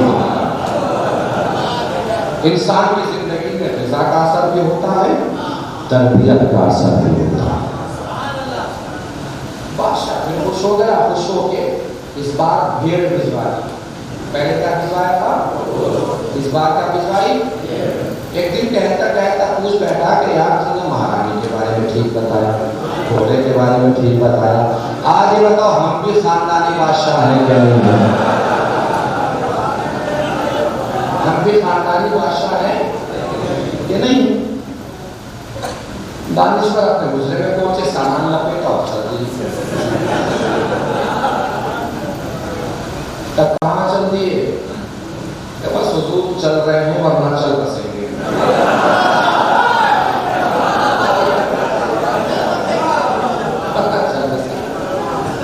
ایسی بات نہیں، مہمانامہ لکھے دیتے ہیں. بادشاہ نے مہمانامہ لکھا. دانشور نے سرکار کو مہمانامہ لکھی دیا.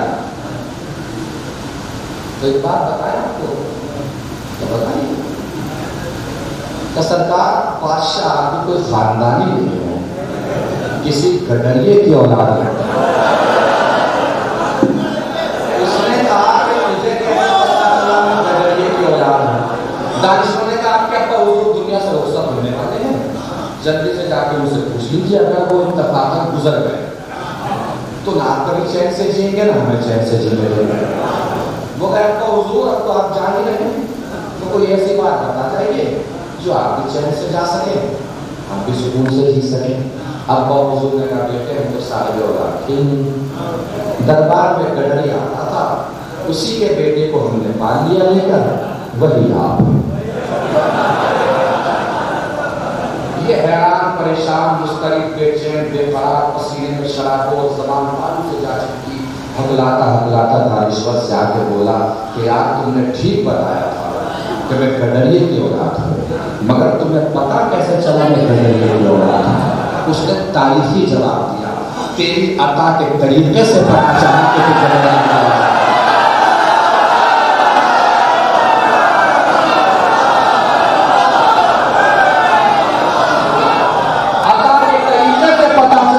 گڈریے کی اولاد ہے۔ جب بھی میں نے انعام کا کام کیا، کبھی گوشت بھجوا رہا ہے، کبھی بھیڑ بھجوا رہا ہے، خاندانی بادشاہت کا لہو رگوں میں دوڑ رہا ہوتا، انعام کا کام کیا تھا، سونا بھجواتا، ہیرا بھجواتا، چاندی بھجواتا، یاقوت بھجواتا، کبھی بھیڑ بھجوا رہا ہے، کبھی گوشت بھجوا رہا ہے۔ توجہ نہیں فرمائی شاید آپ نے، اس کا مطلب انسان کی عطا کا طریقہ بھی بتاتا ہے کہ تعلق چھوٹے لوگوں سے ہے کہ بڑے لوگوں سے ہے۔ انسان کی عطا کا طریقہ بھی بتاتا ہے کہ تعلق چھوٹے لوگوں سے ہے کہ بڑے لوگوں سے۔ بعض انسان کسی کو 2 روٹیاں کھلا کر سوچتا ہے کہ سارے جلال پور کو پتا چل جائے کہ اس کے گھر کا چولہا میری وجہ سے جل رہا ہے۔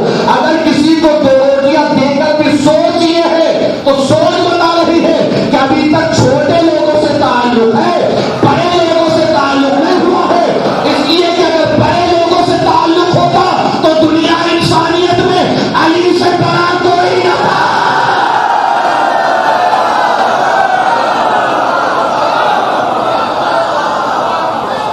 علی رات کے سناٹے میں روٹیاں بانٹا کرتے تھے، تو میں نے پوچھ لیا مولا رات کے سناٹے میں کیوں؟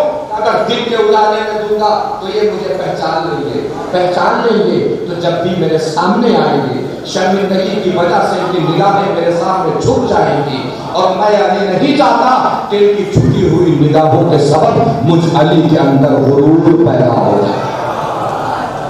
یہ علی کا کردار ہے، ہم علی والے ہیں تو ہمارے اندر کچھ نہ کچھ تو کردار کا پتہ ہونا چاہیے، کردار کا اثر ہونا چاہیے۔ اور ویسے تاریخ کے پس منظر سے جملہ عرض کر رہا ہوں، وہ بات اپنی سمیٹ کے رہا۔ ویسے بھی آپ کو صاحبان آپ کو خیر و جہاں کو شعور ہے، سوچئے اگر عمل خیر انجام دے، آپ کا ارادہ ہے کہ لوگوں کو بتائیں، کتنوں کو بتانے کے، کتنوں کو بتانے، سوچئے چاہے جتنی طاقت سے بتائیے، اپنی بشری حدوں میں رہ کے بتا سکتے ہیں، بشریت کی اوقات میں رہ کے بتا سکتے ہیں، لیکن جب کوئی عمل خیر انجام دے کہ آپ اللہ پہ چھوڑیں گے، پھر اللہ بتائے گا تو اللہ اپنی خدائی طاقت کے ساتھ بتائے گا۔ پھر جہاں آپ بھی نہیں پہنچے ہوں گے وہاں آپ کی گئی نیکیاں پہنچ جائیں گی۔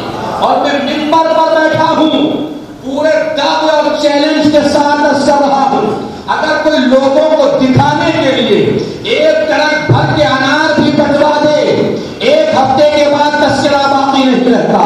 لوگوں کو دکھانے کے لیے اگر کوئی ایک ٹرک بھر کے انار بھی بٹوا دے، 1 ہفتے کے بعد بھی تذکرہ باقی نہیں رہتا۔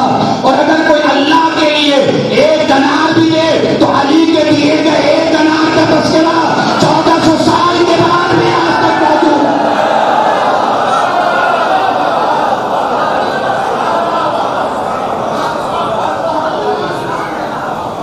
اللہ کے لیے دیے گئے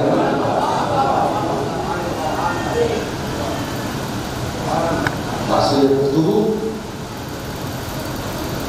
سوچیے اگر آپ رات کو بستر پہ بیٹھ کر تو اگر اتنا بھی آپ سمجھ گئے کہ زندگی میں کوئی بھی نیک کام کرنا ہے صرف اللہ کے لیے کرنا ہے، آپ کے اعمال کو معراج کو دیکھیں،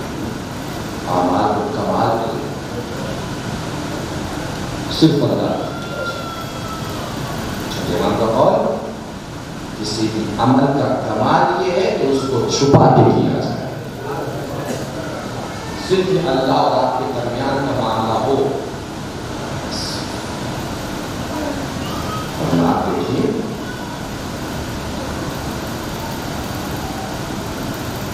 کربلا کے میدان میں حسین جو لشکر لے کر آئے تھے، سب کا تذکرہ 1400 سال کے بعد بھی باقی ہے۔ یہ بتا رہا ہے کہ حسین کا اقدام صرف خدا کے لیے تھا، حسین گھر سے خدا کے لیے تھا، صرف خدا۔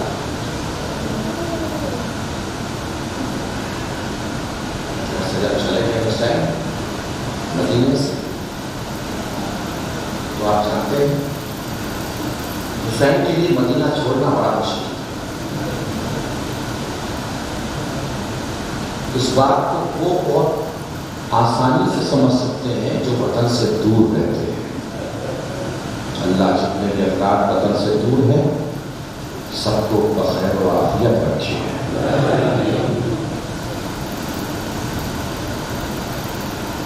بڑا مشکل، کہیں نانا کی قبر ہے، کہیں ماں کا مزار ہے، کہیں بھیا کی غربت ہے۔ یہی وجہ ہے کہ ہم آتے لکھتے ہیں کہ جب حسین آخر رخصت کے لیے نانا کے مزار کی طرف چلے ہیں تو ایسا لگ رہا تھا جیسے کوئی شہزادہ کسی بادشاہ سے ملنے چلتا ہے۔ جب حسین بھائی کے لہر کی طرف چلے ہیں تو ایسا لگ رہا تھا جیسے کوئی شہزادہ کسی شہزادے سے ملاقات کے لیے جاتا ہے۔ اور جب حسین اپنے ماں کی مزار کی طرف چلے تو ایسا لگ رہا تھا جیسے کوئی کھجلی اور چلتا ہوا بچہ ماں کی آغوش کی طرف چلا۔ بڑا مشکل تھا حسین کے لیے مدینہ چھوڑنا، بڑا مشکل۔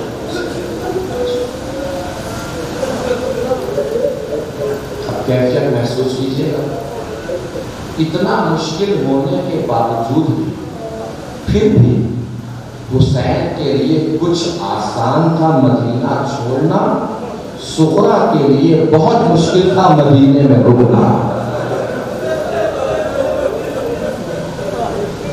یہی وجہ ہے کہ امام حسین نے فرمایا کہ سغرا سے جو ملاقات کے لیے جائیں سغرا سے کچھ نہ بولیں، سر پہ ہاتھ رکھیں آگے بڑھ جائیں، سر پہ ہاتھ رکھیں آگے بڑھ جائیں۔ زینب نے سر پہ ہاتھ رکھا آگے بڑھ گئی، کلثوم نے سر پہ ہاتھ رکھا آگے بڑھ گئی۔ اسی درمیان سغرا کو اپنے سر پر جوان بھائی کے ہاتھوں کا لمس محسوس ہوا۔ علی اکبر نے ہاتھ رکھ کر آگے بڑھنا چاہا، سغرا نے دامن پکڑ کے روک دیا۔ علی اکبر کی آنکھوں میں آنسو کے اڑ گئے۔ جناب سغرا نے جب جوان بھائی کی آنکھوں میں آنسو دیکھے نا فوراً ہاتھوں کو جوڑ لیا، بھیا روئیے گا، ساتھ لے جانے کے لیے نہیں بول رہے، پتہ ہے آپ لے جا نہیں پائیں گے۔ کبھی بہن سغرا روکا کیوں ہے؟ کہ بھیا میں نے چھوٹا سا مٹی کا ٹیلا بنایا ہوا ہے، اس مٹی کے ٹیلے پہ کچھ دیر کے لیے کھڑے ہو جائے۔ علی اکبر اس مٹی کے ٹیلے پہ کچھ دیر کے لیے کھڑے ہوئے، کھڑے ہو کے اتر گئے۔ پوچھا بہن سغرا مٹی کے ٹیلے پہ کیوں کھڑا کیا تھا؟ جناب سغرا نے آنکھوں میں آنسو بھر کے فرمایا، بھیا آپ نے دیکھا نہیں آپ کے پیروں کے نشان مٹی کے ٹیلے پہ بن گئے۔ آج تک سغرا آپ کا چہرہ دیکھ کے زندہ تھی، آج کے بعد آپ کے پیروں کے نشان دیکھ کے سغرا زندہ رہا کرے۔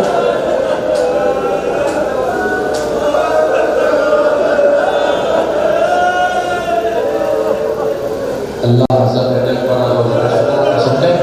آپ کے آنسو کو قبول کرے۔ ہر سال آپ کے مجلس میں ایک مخصوص سلسلے سے میں مسائل پڑھتا ہوں، اسی طرح پا رہا ہوں۔ یہ تو بس خواہش کی کچھ افراد کی تو میں نے حکم کی تعمیل کر دی۔ جانتے ہیں صداقت، اہل بیت کی راہ میں ہم چلے ہیں، اہل بیت کی راہ میں قدم رکھے، کوشش کریں کہ اہل بیت کے غلام بن کے رہیں۔ ہماری مائیں بہنیں بیٹیاں کوشش کرتی رہیں کہ اہل بیت کے کنیز بن کے رہیں۔ روز محشر اس سے بڑا کوئی منصب نہیں ہو سکتا کہ کسی مرد کو غلام علی کے عنوان سے روز محشر پکارا جائے، اور کسی خاتون کے لیے اس سے بڑا مرتبہ نہیں ہو سکتا کہ اسے کنیز زہرا کے عنوان سے پکارا جائے۔ اہل بیت کے گھرانے میں غلاموں کی ایک تاریخ ہے، اس تاریخ کے کردار نبی سمے تمار، قمر، جون، اس تاریخ کے کردار، اسی طریقے سے کنیزوں کی ایک تاریخ ہے۔ جناب القصہ اسی تاریخ کا کردار ہے۔ ایک اور نام جو اکثر ہم مرثیوں میں سنتے ہیں، جناب شیرین۔ جناب شیرین جناب شہبانو کی کنیز تھی۔ امام حسین نے دیکھ کر جناب شہبانو سے فرمایا، شہبانو تمہاری یہ کنیز بڑی عابدہ ہے، بڑی متقی پرہیزگار ہے۔ جناب شہبانو نے شیرین کو بلایا، بلا کے فرمایا، شیرین آج سے تم آزاد ہو، کبھی بھی مجھ سے کوئی غلطی ہو گئی کرنے، جس کی تعریف میرا مولا کر دے، مجھ میں ہمت نہیں لوگ سے اپنی کنیز بنا کر دل پہ اثر ہوگا تو آنکھوں سے آنسو خود پر خود برابر، بہت دور تک لے کے چلنا، بس روتے رہیے گا، سنتے رہیے، آنسوؤں کا یہ سلسلہ اور تسلسل ٹوٹنا نہیں چاہیے۔ آخری مجلس سے پروردگار سب کی محنتوں کو قبول فرمائے، سب کی جدوجہد کو قبول فرمائے، سب کی کوششوں کو قبول فرمائے، جو بھی مجلس میں شریک ہوتے رہے پروردگار ان کی شرکت کو قبول فرمائے، ماں بہن بیٹیوں کی عزت و آبرو کی حفاظت فرمائے۔ جناب شیرین کا بیٹی آپ نے آزاد کر دیا، آپ کا بڑا کام، میں کہاں جاؤں؟ آپ کے گھر سے بڑا مجھے کون سا گھر ملے گا؟ شیری رہتی ہے۔ کوفے کے باہر ایک پہاڑ تھا جس کے اوپر ایک شخص رہتا تھا جس کا نام حارث تھا۔ حارث مولا حسین کا چاہنے والا تھا۔ حارث مدینے آئے، میں حسین شیری کے پاس ہے، شیری میں چاہتا ہوں کہ تمہارا عقد حارث کے ساتھ پڑھ دوں۔ کب مولا جو آپ کی مرضی، کہ عقد تو میں پڑھ دوں گا، مہر میں کیا ہوگی؟ کب مولا جس سے آپ کی ترکی کنیزی مل گئی ہو، اس سے دولت دنیا سے اور کیا چاہیے؟ کہیں مہر کچھ نہ کچھ تو رکھنا پڑے گا۔ کہ مولا اگر مہر رکھنا ہی چاہتے ہیں تو حارث سے کہیے گا کہ میرا مہر بس اتنا ہوگا کہ مجھے کوفے سے مدینے ہر سال آپ کی زیارت کے لیے لایا ہے، یہی میرا مہر ہوگا۔ شیری چلی گئی، ہر سال زیارت کے لیے آیا کرتی تھی۔ سن 60 ہجری آئی، شیری زیارت کر کے پلٹ رہی تھی۔ مولا حسین نے آواز دی، شیری شیری تڑپ کے پلٹ دی کہ کبھی میرے مولا نے مجھے ایسے آواز نہیں دی تھی۔ کہ مولا کیا بات ہے؟ کہ بات کچھ نہیں ہے، بس پوچھنا یہ ہے کہ اگلے سال کا کیا ارادہ ہے؟ شیرین نے کہا مولا جیسے ہر سال آتی ہوں ویسے اگلے سال بھی آؤں گا۔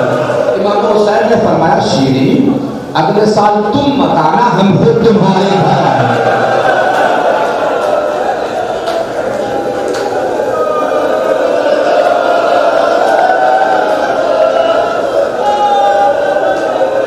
تم مت آنا، ہم خود تمہارے گھر آئیں گے۔ شیرین نے کہا مولا میرے گھر کا مقدر تو عرش کے مقدر سے مل جائے گا۔ مولا نے چاہا کہ شیرین سمجھ جائے، سمجھ جانے کے لیے فرمایا، شیرین تنہا میں نہیں آؤں گا، میرا بھیا عباس بھی آئے گا، میرا بیٹا علی اکبر بھی آئے گا۔ شیرین نے کہا کہ مولا میرے گھر کے باہر تو فرشتوں کی قطار لگ جائے گی۔ مولا حسین نے پھر سمجھانے کی کوشش میں فرمایا، شیرین تنہا ہم مرد نہیں آئیں گے، میری ماں جانی زینب بھی آئے گی۔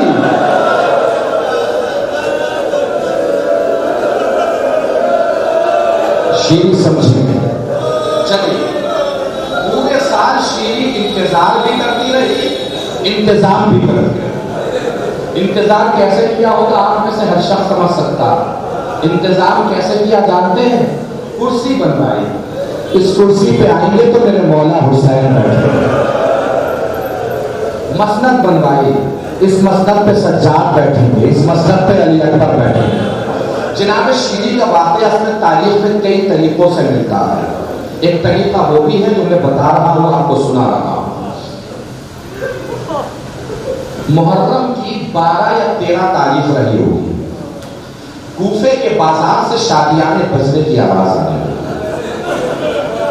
شیرین حارث کا حارث جا دیکھو تو صحیح کہیں ہمارے مولا تو نہیں آ رہے ہیں، اور کوفے والوں کو خبر مل گئی ہو استقبال میں شادیانے بجا رہے ہو۔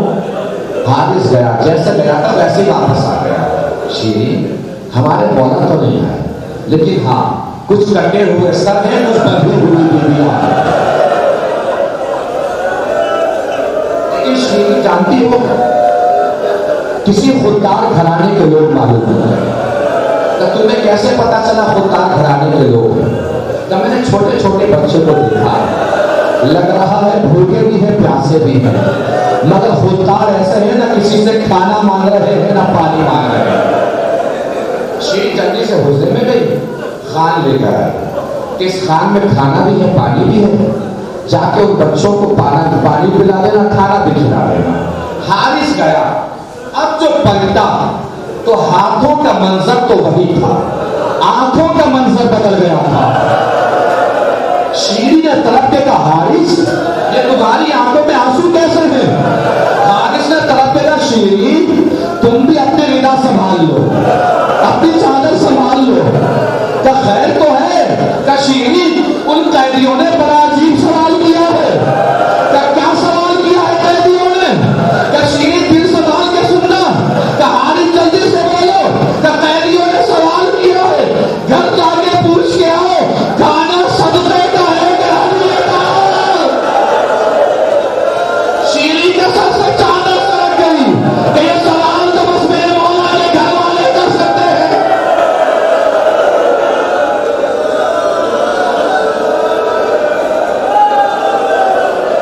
شیرین نے حارث سے کہا اجازت ہے تھوڑی دیر کے لیے بازار چلوں؟ شیرین بازار ہے، دیکھیں ایک جوان ہے جس کے ہاتھوں میں ہتھکڑیاں ہیں، پیروں میں بیڑیاں ہیں، گلے میں خاردار توق ہے۔ قریب پہنچ کے پوچھا بھائی آپ لوگ کہاں کے رہنے والے ہیں؟ امام سجاد نے بڑی آہستگی سے سب جھکا کے فرمایا بی بی ہم لوگ مدینے سے آئے ہیں۔ مدینے کا نام سنا شیرین کبھی ادھر دوڑی کبھی ادھر دوڑی۔ اچانک شیرین کی نظر اس بے چینی میں زینب پہ پڑ گئی۔ اب اپنے دل پہ ہاتھ رکھ کے سوچئے گا ضرور کہ زینب کے دل پہ کیا گزری ہوگی۔ ادھر سے شیرین زینب کی طرف بڑھی، ادھر زینب نے برابر میں کھڑی ہوئی بیویوں سے فرمایا بیویوں مجھے چاروں طرف سے جلدی سے چھپا دو، کہیں شیرین مجھے پہچان نہ لے۔ شیرین قریب آئی، پوچھا بیوی وہ بھائی بتا رہا ہے کہ آپ لوگ مدینے کے رہنے والے ہیں؟ کہا بیوی مدینے کے رہنے والے ہیں۔ کہ بیوی مدینے میں تو میری شہزادی بھی رہتی ہے۔ زینب نے طرف کے پوچھا بیوی تیری شہزادی کا نام کیا ہے؟ اب دل پہ ہاتھ رکھ کے سوچئے گا، جس کے لیے میں نے عرض کیا تھا، سوچئے گا زینب کے دل پہ کیا گزری ہوگی۔ جیسے ہی جناب زینب نے پوچھا بیوی تیری شہزادی کا نام کیا ہے، شیرین 2 قدم پیچھے ہٹی، برابر میں کھڑے ہوئے مجمع کو دیکھ کے کہا بیوی معاف کیجیے گا، اس بھرے مجمع میں میں اپنی شہزادی کا نام نہیں لے سکتی۔ نام نہیں جانا، قریب تاکہ کھل جائے شیرین کس سے بات کر رہی ہے۔ اچانک نو کے نیزہ پر سر حسین نے قرآن کی تلاوت کرنا شروع کی۔ شیرین ڈر سے پلٹی، حسین کے خون آلود چہرے کے سامنے ہاتھوں کو جوڑ کے کھڑی ہو گئی۔ سر حسین قرآن کی تلاوت کیے جا رہا ہے، شیرین پہچان نہیں پا رہی ہے۔ اچانک سر سینہ پیٹ کے بولی مولا میں پہچان گئی آپ حسین ہیں۔ مولا میں پہچان گئی آپ حسین ہیں، مولا میں پہچان گئی وہ اکبر کا سر ہے، وہ قاسم کا سر ہے، وہ علی اصغر کا سر ہے، وہ میری شہزادی زینب، وہ آپ کا لال سرجار۔ آخری جملہ مصائب تمام ہے۔ ایک مرتبہ شیرین 2 قدم پیچھے ہٹ کے بولی مولا معاف کیجیے گا، اکبر کا پرسہ بعد میں دوں گی، اصغر کا پرسہ بعد میں دوں گی، اکبر کا پرسہ بعد میں دوں گی۔ مولا پہلے بس اتنا بتا دیجیے عباس کہاں تھا؟ نام عباس لا، سر حسین دربار، کوئے بھی گردن کی طرف آنکھوں نے اشارہ کیا۔ شیرین پہلے عباس کے پاس جو قلم ہوئے، بعد میں میرا سر قلم ہوا، بعد میں زینب کے وجہ سے۔ شیرین میں نے اپنا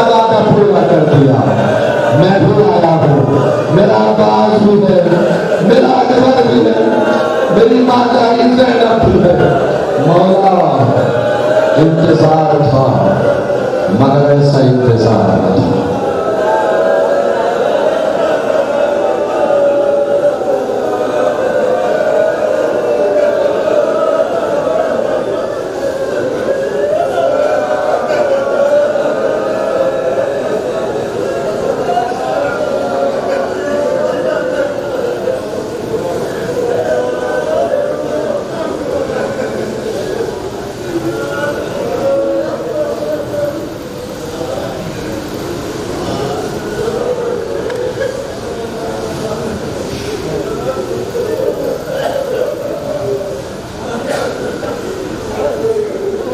لعنت اللہ علی القوم الظالمین سیعلم الذین ظلموا أی منقلب ینقلبون ان للہ و انا الیہ راجعون رزم بقضائہ و تسلیم لامرہ.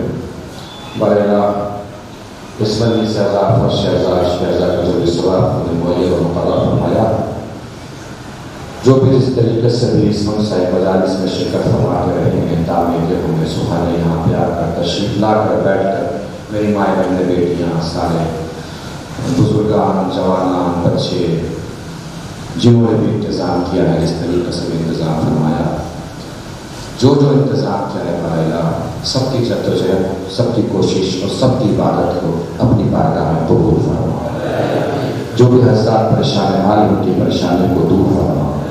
جو مقروض ان کے قرضوں کو ادا فرما. جو بغیر کسی خطا کے مقید ہونے قید سے رہائی دلا. جو بیماروں نے شفا کامل و واجب عنایت فرما. پرچم اسلام کو سر بلند فرما. پرچم کفر و نفاق کو سر نگو فرما. مقامات مقدسہ کی حفاظت فرما. علماء کرام کی حفاظت فرما. مراجع کرام کی حفاظت فرما. جو بھی حضرات پریشان حال میں روزگار کے سبب پریشان ہے ان کو روزگار مکمل فرما. جن کے پاس روزگار ان کے روزگار میں برکت عنایت فرما. جو حضرات زیارت کے متمنی ہیں انہیں حج و زیارت سے مشرف فرما. ہمارے کبیرہ و صغیرہ کو معاف فرما. امام آخر کے ظہور میں تاجیل فرما اور ہم سب کو اس قابل بنا کے بعد ظہور ممام کے انصار و عوام میں شمار ہو سکیں. گزارش ہے ایک مرتبہ سورہ حمد اور 3 مرتبہ سورہ اخلاص کی تلاوت فرما کر جناب مولانا تہذیب الحسن صاحب مرحوم، ڈاکٹر علی نقی مرحوم بنت محمد حسین مرحوم، ام حبیبہ مرحومہ بنت غلام محمد مرحوم، حسین زہرا مرحومہ بنت ڈاکٹر علی نقی مرحوم اور وہ تمام ذاکرین خطبہ جو ان مجالس اعزاء میں شرکت فرماتے رہے ہیں، خطابت فرماتے رہے ہیں، خدمت فرماتے رہے ہیں، وہ تمام مومنین و مومنات جو اس مجالس میں شرکت فرماتے رہے ہیں اور اب اس دنیا میں نہیں ہیں، پروردگار عالم کی بارگاہ میں پہنچ چکے ہیں، سب کو اپنے آسان عالیہ میں رکھ کر ایک مرتبہ سورہ حمد اور 3 مرتبہ سورہ اخلاص کی تلاوت کا ثواب ان سب مرحومین کو پہنچا دیجیے.